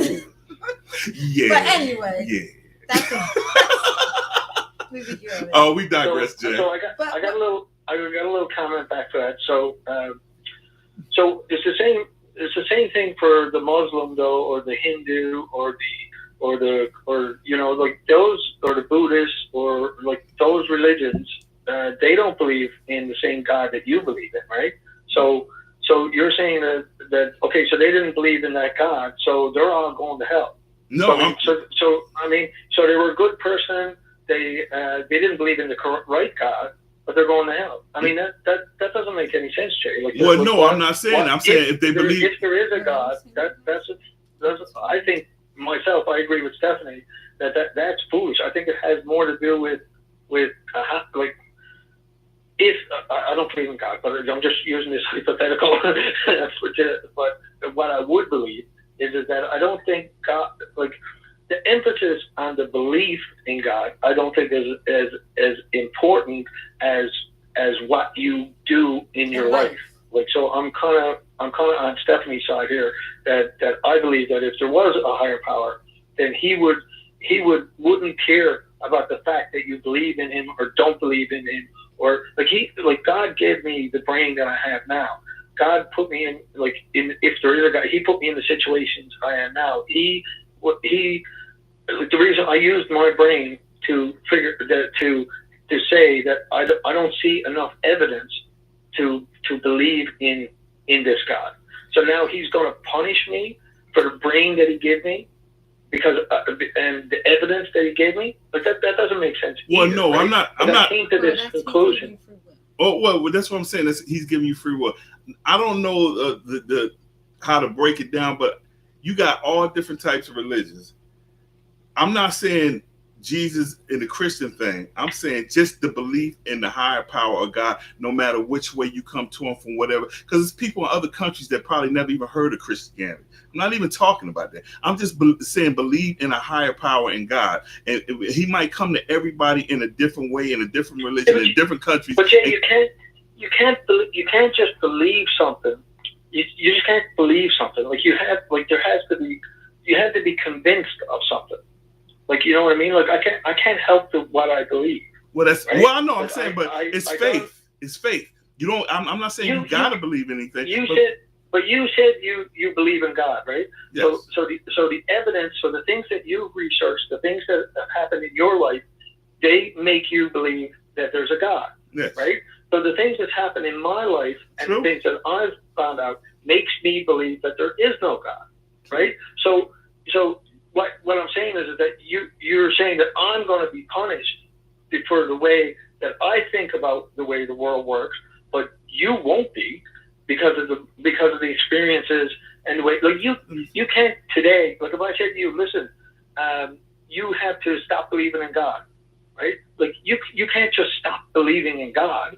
Like you've come to that conclusion. It's not a choice; it's a belief. But why? Like I didn't choose not to believe in God, and you didn't choose to believe in God. It's not a choice. It's why you believe. It's the evidence that you've accumulated throughout your life that points you to the fact that there's a God. Well, so the evidence that I've accumulated in my life points to the fact that I don't believe that there's a God. Well, and like I'm saying, there's nothing wrong with that. If you don't believe, I'm not one of those guys say you just gonna go to hell because you don't believe in God. I'm just saying that if there is a God and you don't have, whether it's Yahweh, Allah, Buddha, the Lord Jesus Christ that came with the flesh is Jesus Christ, God, whatever. If you don't believe it, why would the God that made us, what I believe, force you to be up there with him if you don't want to be up there? He's not saying you got to go to hell. You're choosing. It's heaven or hell. That's your choice. Wait a minute. What I think is he's trying to say, and I could be wrong, the stakes are higher for non-believers than it is for believers. Because if you're right, I just die and that's it. I die and that's it. But what did I lose? If for some reason, if you're wrong, a lot of people wrong, then you're like it's your soul. That's so what not you're mine. saying. But that gets back to. So there's a couple of things for that. So one thing is you can waste your life believing, but I want to believe in the most true things that is in the world as I can, and get rid of any false things. I don't want to believe false things. I want to try and believe as many true things as I can, right? And get rid of any false things. I think that's a good way to try and live your life. And I think that's a good way to live a productive life, because you're not fooling yourself, or you're not, could I be wrong about certain stuff? Of course, I'm not omniscient. I don't know everything, but when you talk about belief, you can't choose what you believe. Mm-hmm. Like you get evidence, and you either believe that evidence or you don't. You don't choose it. Like I said to you earlier, like you can't choose not to believe. Like if I said to you right now, you got to choose not to believe. Like that's a choice, right? You can pick A or you can pick B. But like belief is not a choice. You either do believe or you don't. No, you don't. Mm-hmm. Right? You can't choose it. So that's what I'm saying to you. So anyway, that's the basis for that, I think. Yeah, I just I mean, I believe. However, where like my confusion comes in at is, so people saying who don't believe, like atheists or whatever, right? If you don't believe in God and you don't believe in heaven or hell, some people says, what's to stop you from just like living your life any type of way, right? Okay. Just like adultery, lying, killing, stealing, cheating, whatever it is that you just no regards for life. But then you still have believers who still do the same thing. Yeah. Okay. Because I know some. So hold on 1 second, Jay. You can't like choose sides, I feel like. However, I do feel like if I am a good person, I live my life as a good person. I don't intentionally hurt anyone. And whether I believe in God or not, I'm intentionally living by the commandments. I'm not killing, I'm not cheating, I'm not stealing, because I have a conscience and I have character, and that's just how I choose to live my life. Why then am I condemned to hell with someone who chose to go shoot up a school with innocent children, for someone who chose to go shoot up a church? Like, why am I there with him? Like, that's the little bit of confusion that I have. Okay, so So this So I is said this is a exactly. hypothetical on But my wait a minute, part because I exactly. don't Steph makes believe no in sense. God. So Why so don't that make and sense? so regards to heaven and hell, I know there's a thought experiment that I've heard regards to heaven and hell, and it made a lot of sense to me. So let's say for instance that you die and you go to heaven, right? So heaven is supposed to be the best place ever. I mean, you got to be totally happy. You're in heaven. You're with God. Like, there's nothing bad if you're in heaven, right? Right. I mean, that's the whole idea of heaven, right? So let's say the scenario is though, okay, so you're in heaven, but someone you love, like your daughter or your mother or your cousin or whatever, your spouse even, someone you love in your life is in hell, right? So now so the question is, how in the world can you be happy in heaven if someone that you love is in hell? Like that's a total contradiction. Like you can't be, like I wouldn't be. How would I be happy in heaven if someone that I love is in hell being tortured with fire and brimstone and all the kind of stuff that they say about hell? And like, I mean, they say different things about hell, but and it's all according to which religion you're talking about. But to me, just using that as an example, like that to me kind of makes it foolish to think of either one of them, because it's an impossibility. You can't be happy in heaven if people you love are in hell. All right. So what I'm saying, so what I was taught is when you go to heaven, you're not going to heaven with the mind and the brain and the remembrance of what happened here on earth. Okay? You're going to heaven in a spiritual form. And everything that happened on earth, everyone that you loved on earth, when you say to someone on their deathbed, this is the last time I'm going to see you, and you're saying your goodbyes, you're really saying those goodbyes. Because in heaven, we're all just a spirit. We're all just one. There's no James. There's no Stephanie. I don't know who you are. You don't know who I am. I don't have any earthly memories of what happened on earth. Case, just like I don't have any earthly memories of what happened before birth. So you're not really in heaven then. If you don't remember who you are, if you don't have the same feelings, if you don't have the same if you don't know who you are and you don't know who other people are, then you're not you.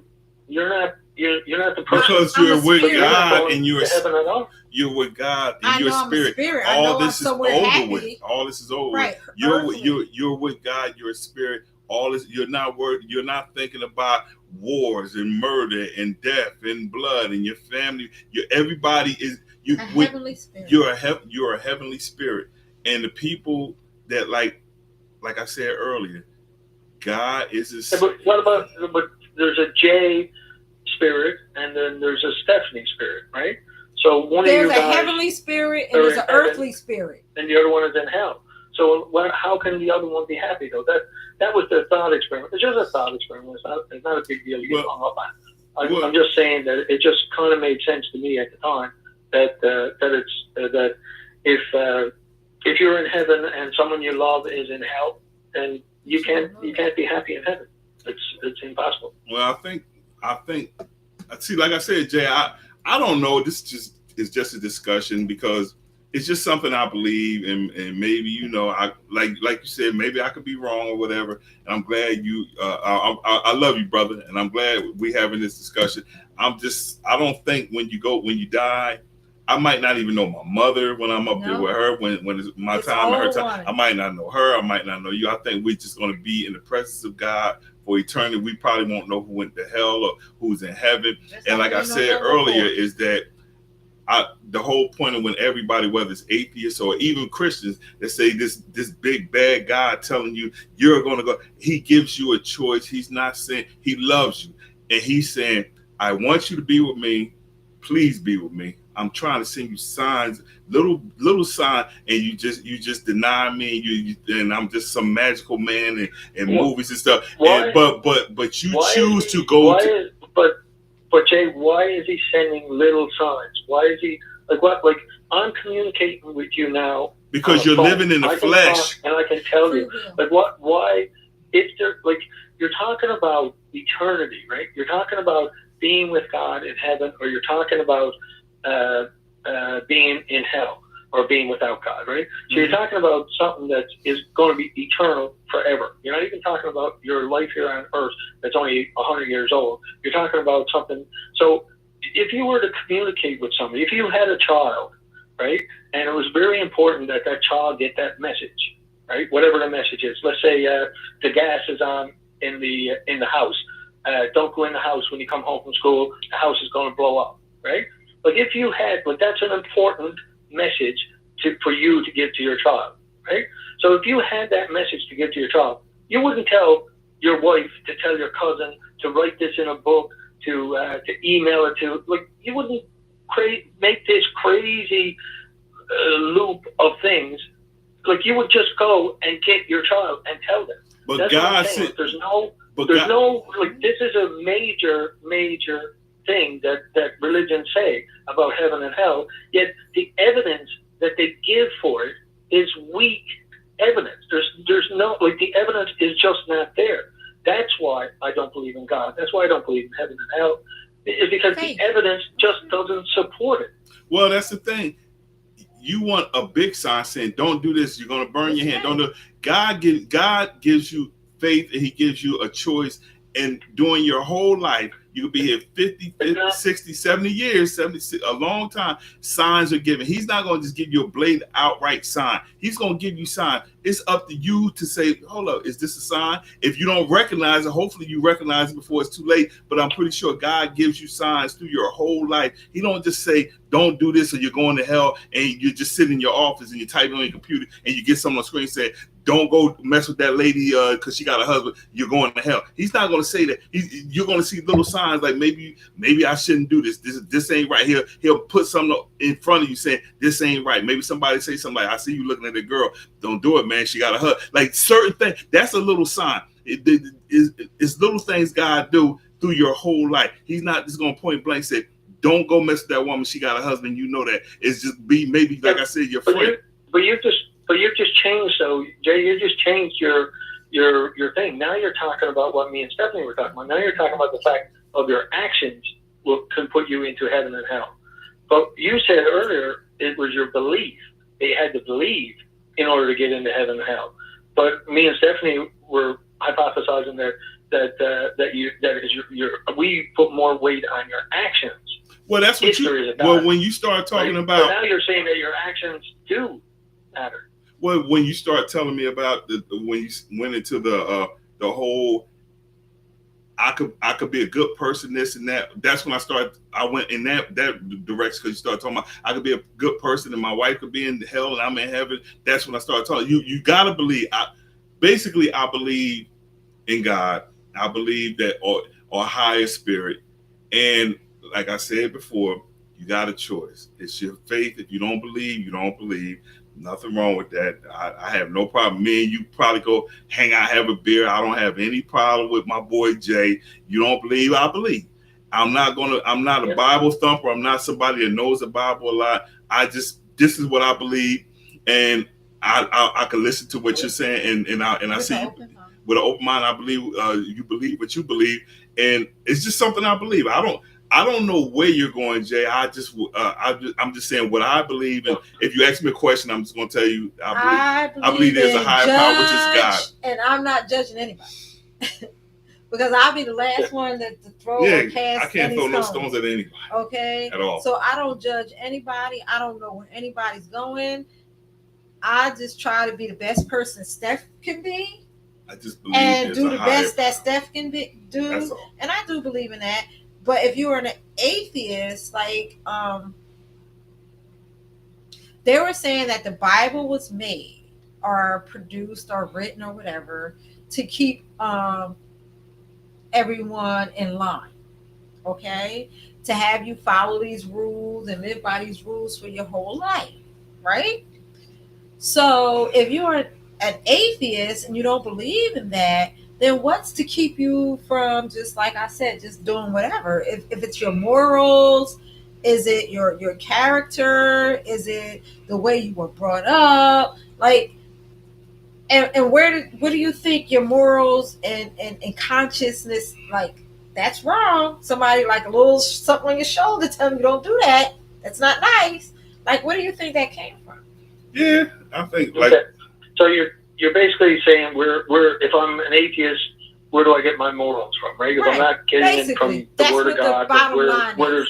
an atheist get their morals, right? Right. So that's a pretty common question. So you mentioned the Bible, for instance, Stephanie. So I doubt very much that you get your morals from the Bible. Right, because I don't know the Bible. Well, there's a reasons for that. The reason why I say that is because if you read the Bible, there's things in the Bible that you will not agree with.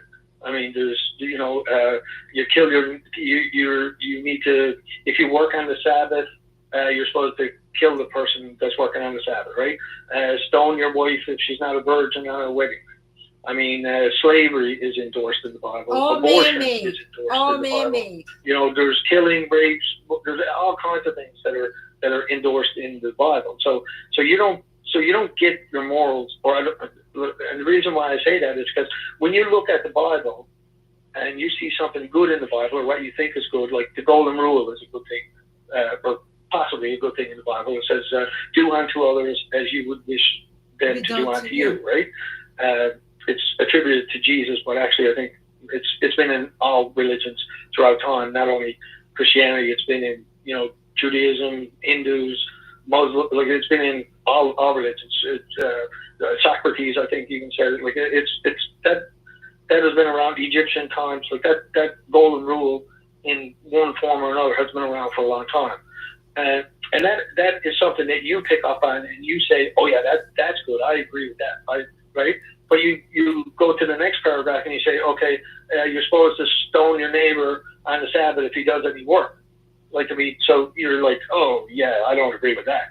So you're picking and choosing what you're taking out of the Bible. So you're imposing your own morals on the Bible. The Bible is not telling you and giving you morals. You are taking your own morals and you're imposing it on the Bible, right? So you're picking and choosing what you think is good and what you think is bad. Because if you so you're not really getting your morals from the Bible, right? So I, as an atheist, obviously I don't get my morals from the Bible either, and I pick and choose my morals just like you are. So I believe in humanity. I believe that in compassion, in justice, in human well-being.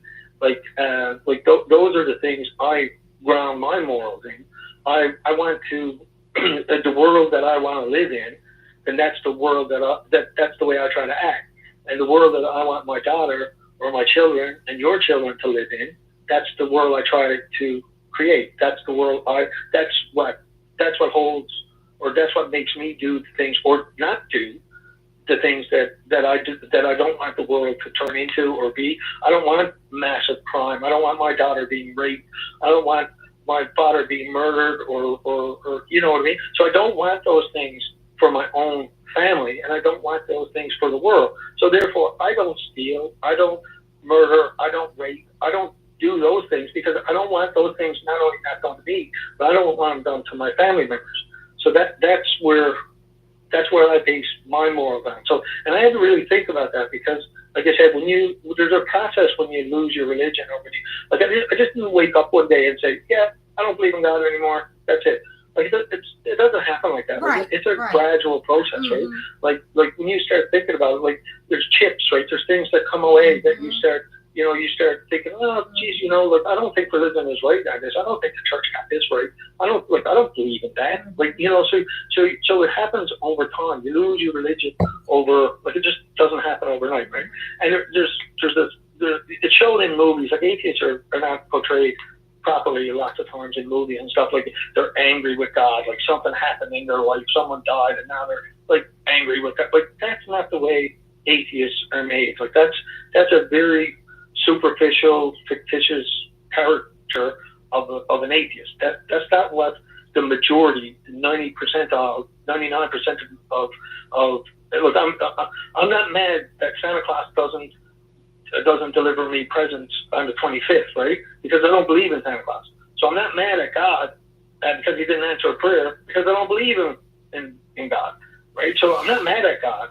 I don't believe in God, right? So that's, and I just use Santa Claus or the Easter Bunny just as an example of things that you don't believe in. Right. Like, Well, you can't be mad at something you don't believe in. I agree with that. Yeah. Yeah, but it's portrayed in movies and stuff like a lot of times. That's like if you watch any kind of movies, the atheist is usually portrayed as someone that's angry. He's angry with God because some family member died or for whatever reason. That's what I'm saying. If you truly believe he doesn't exist, like Santa Claus, like how could you be? It's just that's what you believe. That's what you truly believe.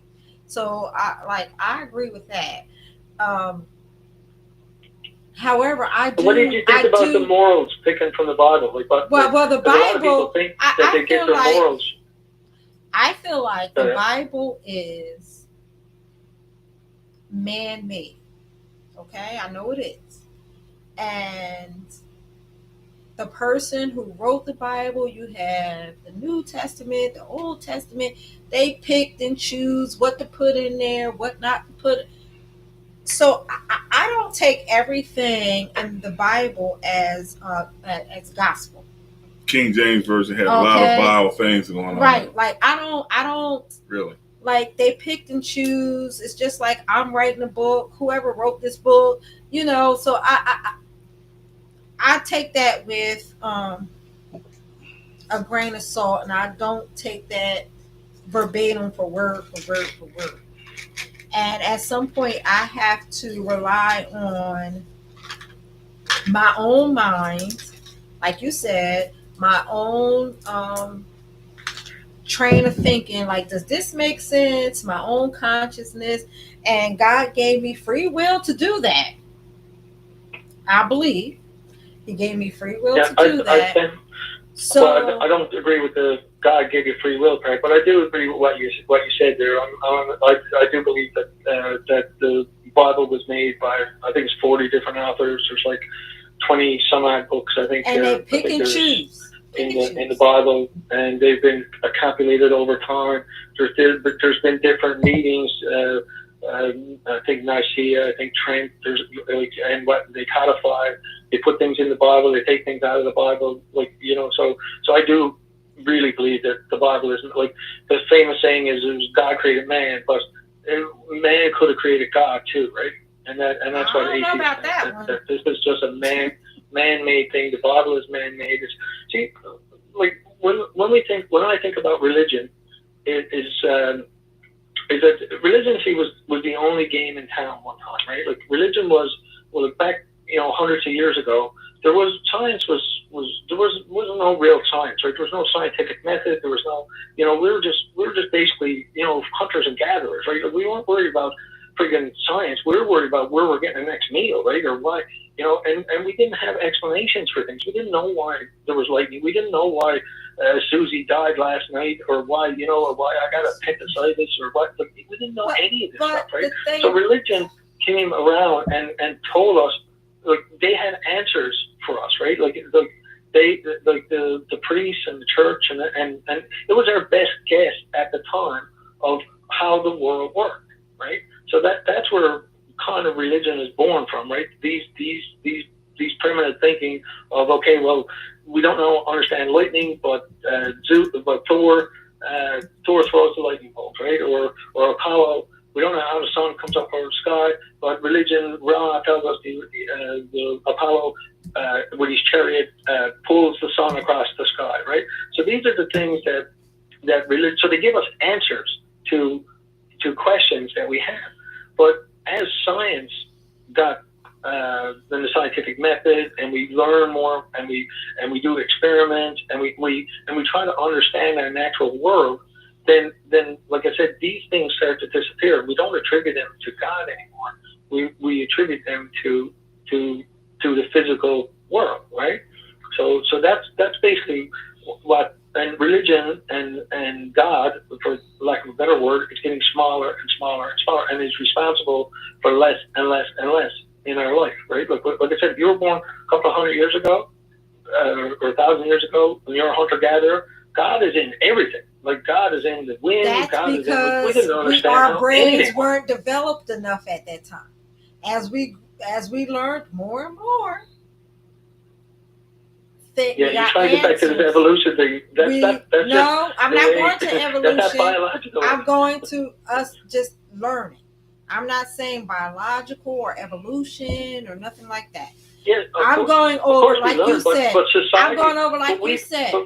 We if you can't see, you learn about glasses. If you got a prosthetic leg, as time went on, we just got smarter. Okay, so as we became smarter, and we couldn't have become smarter, in my opinion, without him. He gave us free. He gave us this world. He said, "Do whatever I'm a standby. I'm a look, whatever," and we become smarter. And then people would say, okay, well, if there's a God,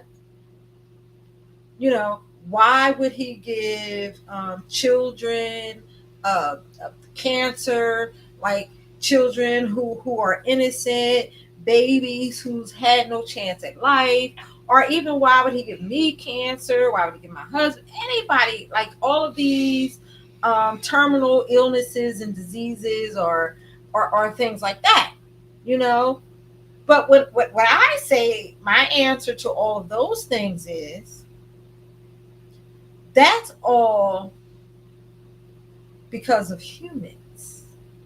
Pesticides, gas from the car, all of these things that are flowing in the air, all of these chemicals that are born in the bleach that I clean with, and the Windex that I wipe my windows with.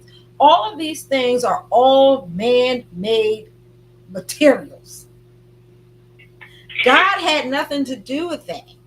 He gave us here. He brought us here in his image. He gave us the minds. We evolved over time. We got smarter over time.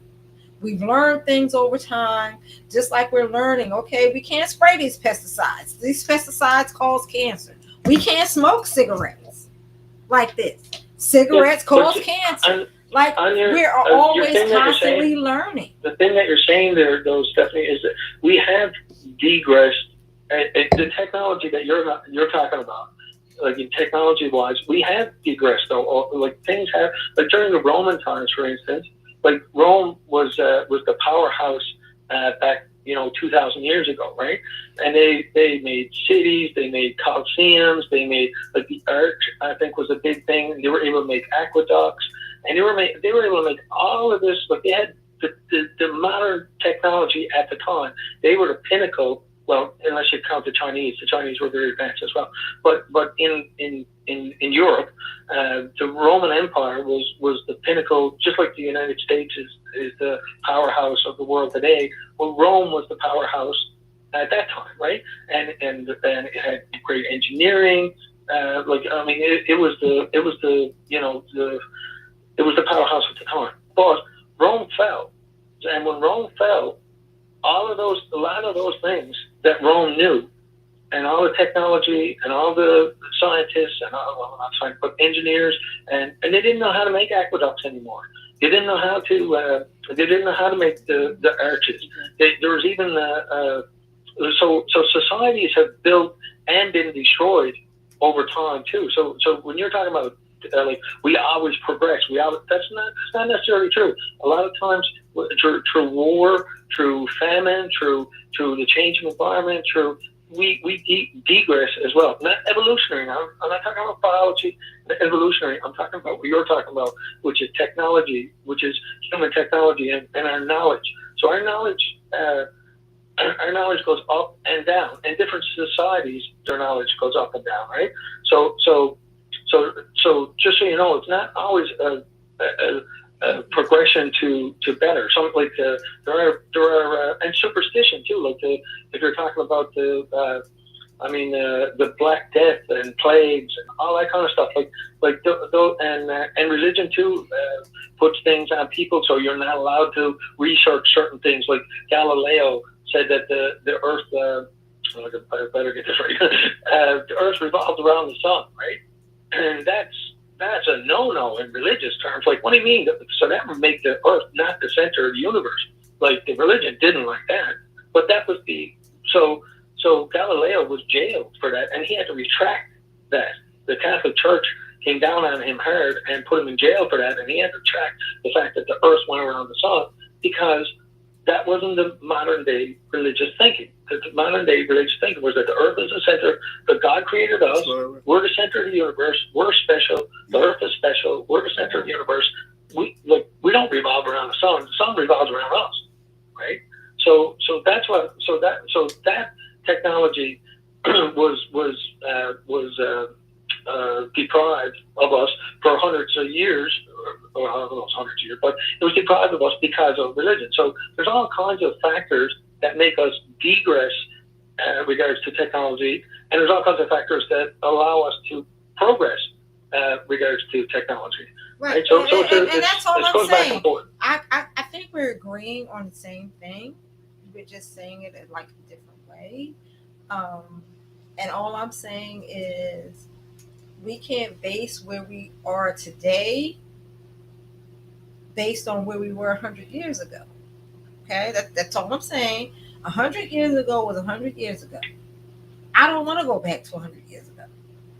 I don't wish to discuss 100 years ago. Whatever happened 100 years ago happened 100 years ago. I'm just saying that you're talking about progression, though. But no, I'm talking. But if we're talking about progression is what happened versus we started off here, but now we're here, not going back to there.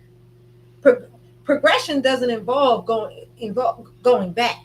It means moving forward. Okay, that's all I'm saying. If I started off at point A, where I was when I was 19, as to where I am at 52, I don't want to go back to 19. What happened? I learned those lessons from 19. We learned those lessons from 100 years ago. We learned how the dinosaurs became extinct. We learned all of those things. Okay? Now we're here today. And it took progression to get us here today. Going back and arguing over those facts and how we think it got here and evolution and this and that, it's like a moot point. Like, it's just like we're going in circles, because the brain and the human existence and us, we have to progress, whether it's evolution, whether it's technology, whatever it is you want to call it. It's always constantly moving forward. And that's where I'm at. I'm at moving forward. I'm at going, I don't want to see what's in the rear view. What's in the rear view is back there. It's back there. It happened. It's in the past. I can't change it. It's done. Okay? But in the present and in the future, that's where I want to be. I don't want to judge anyone. I don't want to say because you lived your life this way or because you didn't believe in that, or I'm not God. Whether you believe in him or not, or whether you believe in a higher power or not, whatever it is, I'm definitely not that. I'm definitely not that. I don't claim to be perfect in no way, shape, or form. And I don't want to judge anyone, whether they're atheist, a Gnostic, a believer, a non-believer, or whatever it is. I just hope that everyone just be kind to one another. Live your life like you said. Treat your neighbor how you would want to be treated. So you're talking about morals there, which is interesting, because one of the people put in the comments about morals and whether they progress, right? And whether we get better morals or worse morals, or what happens with morals, right? And I do think that morals progress as well when the wolf is not at your door, when you're not at war, and you're not. I do think that philosophers and stuff, we think about things more. We add to our knowledge, or we try to. Sometimes, like I said, you can get kicked back, but society can get kicked back because of war, or because of religion, or because of disease, or there's reasons why we digress technology-wise as opposed to progress. But our morals can seem to get better too. And a good example, I guess, is slavery, right? So one time it was very acceptable for slaves, right? But our morals now tell us, no, that's not such a great idea. So the reason why, a couple of reasons why we're able to say that now or think about it is because when we were tribes and we were fighting against other tribes, and we took over the other tribe, there's only so many things that you could do with that tribe, right? You either had to enslave them, or you had to kill them, or you had to let them go, right? So those are the only options that you had, right? So that was so throughout history, that's the way slavery kind of came about. Was it that your tribe went to war with another tribe, and if you were able to beat that tribe, then you captured people, but you didn't have massive jail system. We didn't have jails. We didn't have the ability to incarcerate people in war, right? Like we do kind of now, right? Or subjugate a population, which we can now. So that's how, or one of the reasons why ancient slavery evolved. But as our morals evolve, then we look at that and we say, and as our technology evolved, we look at that and say, no, that's horrific. Like we can do other things. We can incarcerate people. We can do other things. We don't have to enslave people anymore. I'm not talking about American slavery. I'm talking about ancient slavery, Egyptian slavery, tribal slavery. Period. Say again? Slavery, period. Again, I don't want to go back 100 years. I don't want to talk about slavery. We've been there, done that. I feel like as a human race. No, but one of the questions were morals, and this but is as a human race, the we've learned that slavery was wrong. We all know that. I believe everybody in this chat, it don't matter. You're trying to go back again. I don't want to go back. I just told you, I don't really believe, but I just informed you, I don't really believe every single word in the Bible. I thought I was really verbal and clear about that. But if I wasn't, let me say it again. I do not believe every single word in the Bible is accurate. It was man-made. Man picked and choose what they wanted to say in the Bible. And I choose, as a black woman, okay, not to go, what was done back there was done. I can't change it. It's nothing I can do about it. Everybody in the whole American human race or whatever, we all know about that. Okay? I'm talking about us being smarter, learning from our mistakes, moving forward. We all learned slavery was wrong. I think everybody in here knows that. And if you don't, I'm here to tell you, slavery was wrong. No, okay? What I'm saying is that's a moral. But that's a moral change, right? But we all know that it's nothing new. It's not new, though. Right? But it's not new. It's not new. But when it is new, in the Bible, hundreds of years ago, slavery was perfectly acceptable. Hundreds of years ago, have changed on that topic, and we no longer accept slavery so that's our moral. We've changed our morals on slavery. We don't believe that slavery is morally acceptable anymore. But hundreds of years ago, thousands of years ago, we thought slavery was fine. Okay, but we're not there. What do we believe now? What are our morals? What are our convictions? What is our conscience telling us? Like right now in 2022, I know, okay, that I want to be a good person. I want to take care of my family, be a loving wife, be a loving mother, provide for my family the best way that I can, make a nice home for them, teach my children morals and values. Teach them that there is a higher power, non-denominational, as far as I'm concerned. I'm not judging anyone. You believe what you want to believe. I'm open minded. That's why I'm having this conversation today. I like to hear other perspectives, and I'm not trying to make you believe what I believe, and I know you're not trying to make me believe what you believe. However, that's how we learn from one another. It's a learning process. And I believe as long as we're human, we're living, we have brains, we all have questions. And we all want to learn from one another.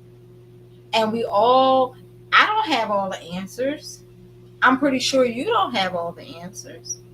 But maybe some of the questions that I have, you can give me a little clarity. And some of the questions that you have, I can give you a little clarity as well.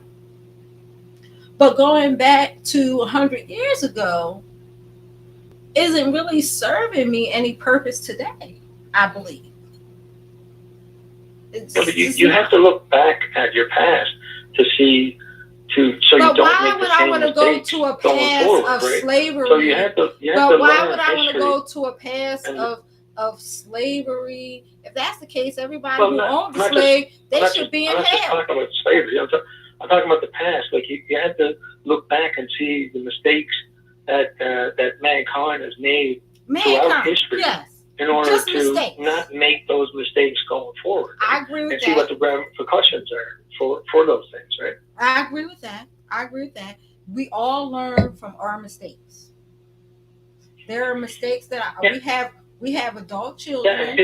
Yeah, history is a good way of learning for other people's mistakes, right? Right. So when you look back and see what kind of mistakes society made, or what kind of good things a society did, then you can try and put that in your society or take it away from your society, so those things don't happen again, right? So that's why looking back at history and looking back at what happened is a good way to be able to is a good way to be able to. I just feel like slavery. People, right? I'm never going to own a slave, right? Well, I think so. I believe I could teach my children about slavery. Slavery existed, right? Whether it was 100. I'm saying ancient slavery. I'm talking about ancient. I'm saying 100 years ago, 200 years ago, 1,000, whatever time you're talking about. It did exist. It's something that you can't hide from, lie about, or whatever. Correct? We all are in agreement that it existed. Okay? And I can learn from that. I could teach my children, my grandchildren, history, all of that. Right? But I'm never going to own a slave. I'm just never. I mean, I wish I could. I'm sorry, but I'm never going to own a slave. I ain't do nothing to nobody. I'm just never going to do that. And this generation, the generation, what are they, Z or? I don't know the whole generation. They're not trying to go there, live there, think about that. I think he was just listening. I think Jay was just trying to. He's talking about the way morality evolved and man changed. I don't think his whole thing is about the slavery thing. I think he's just talking about. He just used that as an example. So like the whole dwell on slavery thing. I don't think that's what his thing was. So I think he was just using that as an example because we basically talking about stuff in the past anyway. Right, talking about the old ass Bible. I believe in the Bible. So everything that we've been talking about is the past. That's true. That's exactly what I'm talking about. I'm talking about our morals and how one time it was acceptable and now it's not. That's and true. I'm talking about Egyptian slavery. I'm talking about ancient slavery, not just American slavery. I'm talking about the fact that our morals, like one of the questions in the chat was, how has our morals changed, or has our morals changed? So that's an easy one to point out, that it was acceptable at one point. It's in the Bible. It's endorsed in the Bible. People believed it, but now today's our morals have changed, and we've progressed, and we don't believe that anymore. So our morals have gotten better. So I'm not. So that what Jay said, that is basically my point about that is a morality thing. But I understand that. I just feel like, whenever people are talking to anybody of color, I feel like we all like go back to we all end up either in slavery or where we were impoverished. Like we all end up back there, and whether we're talking about gay marriage or gay rights or this or that. Okay, well, would you feel if you were this? It always, for some reason, ends up here. The hell's going on? Gay marriage, slavery. I'm just saying how I feel. What's going on over here? No, I'm just saying how I feel. It is about the Bible, but however, whenever we talk about anything in the past, slavery is in the Bible, right? But the Egyptians had slaves. But whenever Romans I feel slaves, like whenever someone is talking to anyone of color, we end up as slavery. That's just how I feel. That's my feelings. I can't lie about it, and I would not lie about it. And I just feel like, whether it's the gay rights, the gay movement, the Bible, political reasons, we always end up back here. I'm tired of being here. Well, that's just all I'm saying. And I'm not saying that you did it intentionally, and I'm not saying that you meant it as in American times or here, maybe you meant it 200,000 years ago, whatever. I'm not saying that at all. It's just that when you're a brown skin color, it's just like the conversation always, for me and my experience, it always goes there. That's all I'm saying. Okay. Well, it's obviously a topic that you're heated about. No, I'm not heated about it. I'm tired. I'm tired.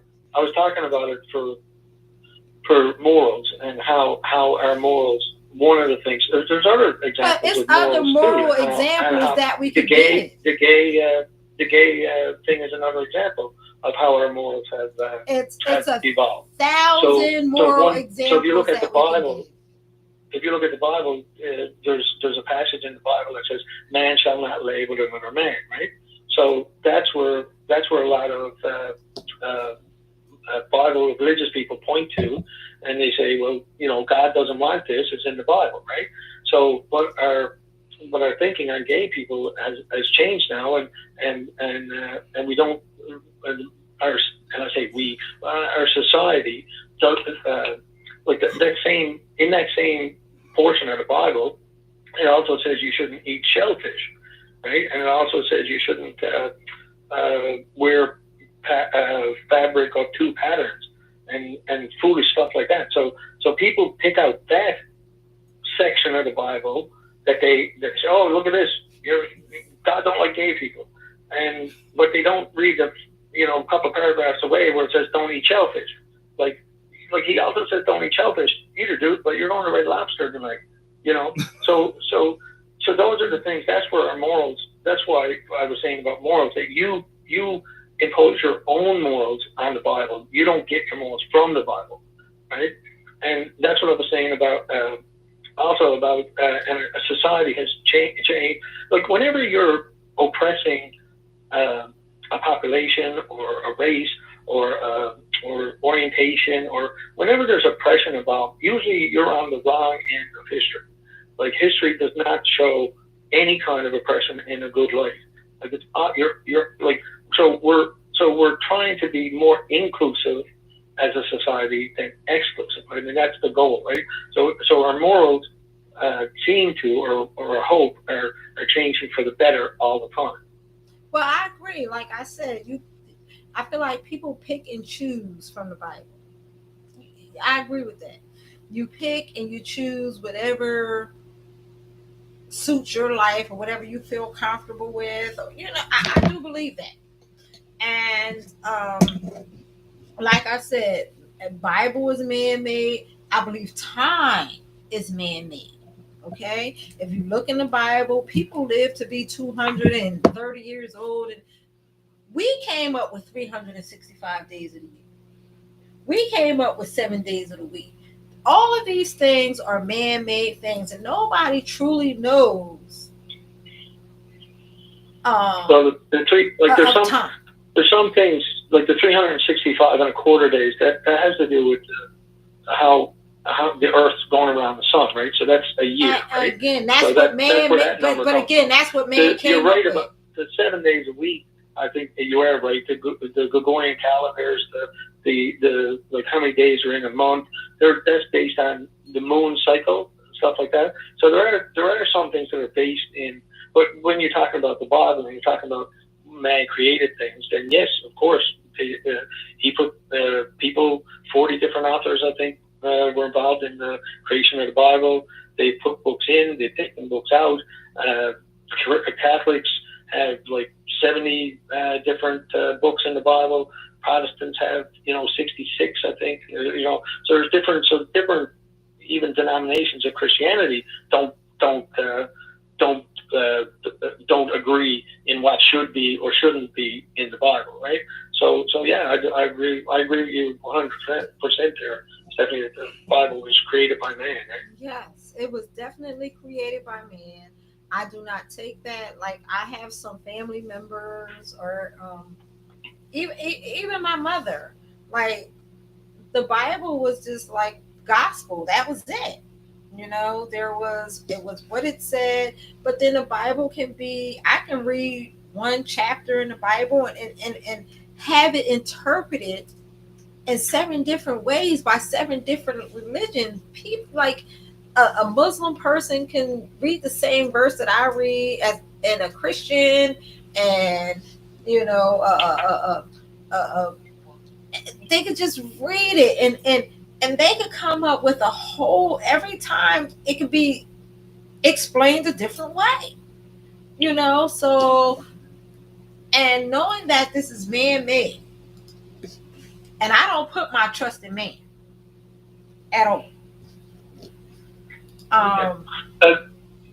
So we've gone on a fair bit of time here, and I love the conversation. I know it's going over. One of my favorite topics, actually. Religion in general, God, morals, like all those things. I mean, because it's your life, right? It's how you see the world, right? So I don't. Do you guys have it? Do you guys want to wrap it up, or do you want to? Yeah, we can wrap it up. Another bit, we've what do you been want on for 2 hours and 42 minutes.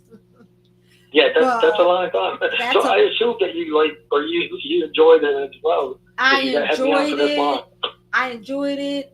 Everyone who was here, this is Jay. I thank you for taking your time out today and having this conversation with us. I've learned so much from you, and I hope you took away something from us as well.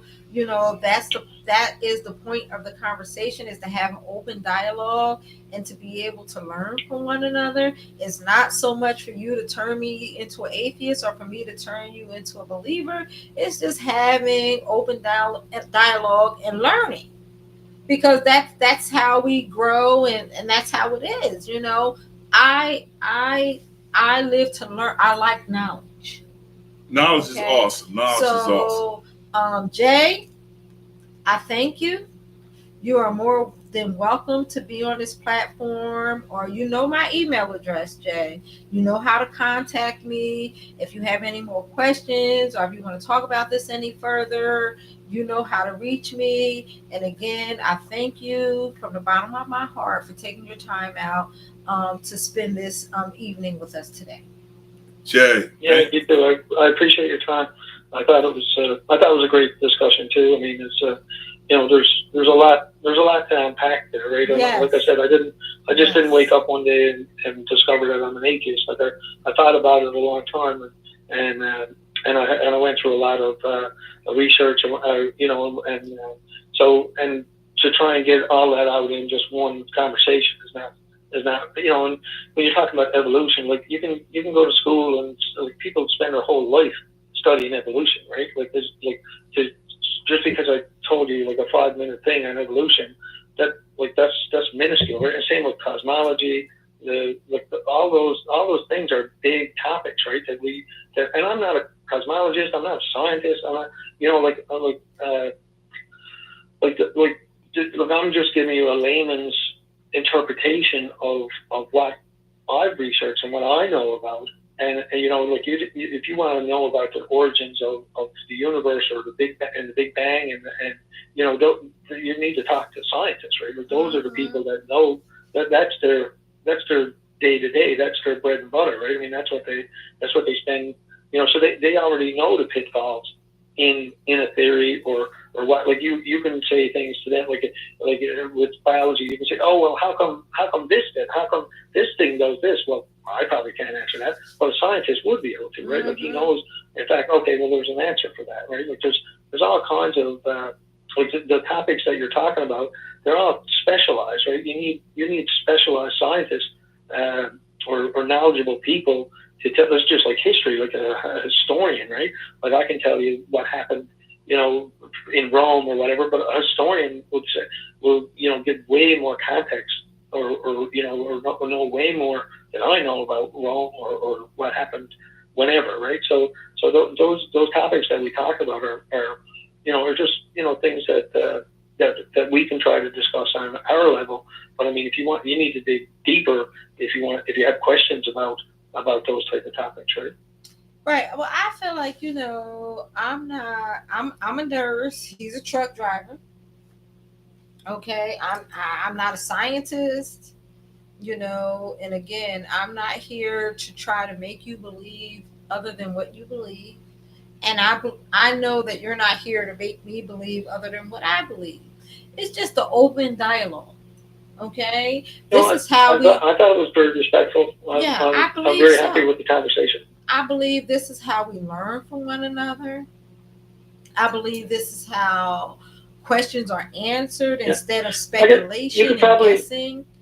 I don't know I don't know all the answers, nor have I ever suggested that I do. And I know you don't know all the answers, nor have you suggested that you do. However, some of the questions that I've had throughout life, you have answered those and gave me something to think about,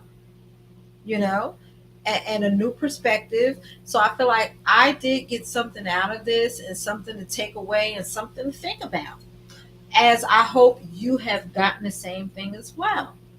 And I believe Jay has something to say. I can't remember what I had to say. But anyway, Jay, this was a good discussion, man. I had a good time, and this was a good dialogue. I learned some things from you, brother.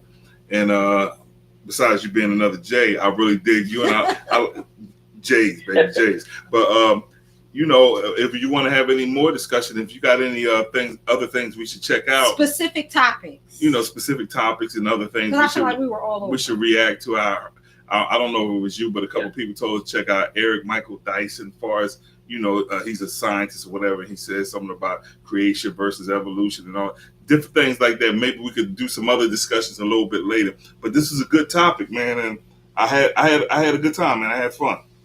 Yeah. Great. I'm glad. I did too. I enjoyed it. I thought I tried to be as respectful as I could, but still trying to get my point across. Yeah. I think we all were respectful. And you guys let me talk, and I tried to let you guys talk too. And I learned from you guys too. Like I learned your perspective on things. I mean, it's important that you don't try and talk over each other, and you don't try to, like you said, impose your. I mean, I'm just telling you the way that I see the world, and you're telling me the way you guys see the world, right? Yeah. Like I said, it's all based on your experiences, right? So I mean, I can't take away from your experiences. I can't, like, you believe the things you believe because the experiences that you've had, right? And that's why, and reverse, I believe the things I believe because of the experiences that I've had, right? Right. Yeah. But that's just it. I don't know the experiences that you had. You don't know the experience that I've had. And that's why it's so important to have an open dialogue, to learn from one another. You're away in Canada. Had this not been possible, if the internet or whatever had not, 10 years ago, we would not have been able to have this discussion. The internet is awesome. So I feel like, it's a learning, and I'm all about learning. I'm all about growing and experiencing new things and learning new things that I may have not ever even thought of. Thank you, Al Gore, for the internet, because he said he created it, which is bullshit. But anyway. Al Gore created it, right? Yeah, that's what he claims. But anyway. But kiss your wife, and which you have a daughter? I got a daughter, yeah. How old is she? She's 16. She's just getting her license next month, so she's very excited. Oh, did you teach her how to drive? I did take her out. My wife gets a little panicked, so she doesn't like driving with her as much. She's a little better now because she's a little more experienced. But we put her to. We got some driving instructors. That's what we did. Yeah, we had and stuff was a little bit hard and stuff, right? So we got two girls in. Yeah, we had to get driving. It was just too. Because I was taking one of them out, and then after the experience with the first one, I was like, nah, I'm driving instructor. With that one, the second one, just definitely non-driving instructor. Yeah, it was. I'm kind of doing a combination of both, right? So I'm trying to get her to learn some from her, taking her out, get her more experience. But I think when it comes to the driving instructor, will help as well as any holes that I miss. They get paid to get scared. Their job is to be terrified while they're taking them out the test. All right. Well, thank you, Good Jay. job. Thank you. Thank you, brother. Thank you, guys. Just blessings. Well, I know you don't believe in blessings, but happy good times and I don't get it. Thank you, guys. I hope you have a great day. To you, your wife, and your children. And thanks so much for inviting me. Thank you. Thank you, brother. Bye. And make sure you keep checking out the Sippingtons. Thanks, guys. Take care. All right, take it easy, Good brother. night. Bye-bye.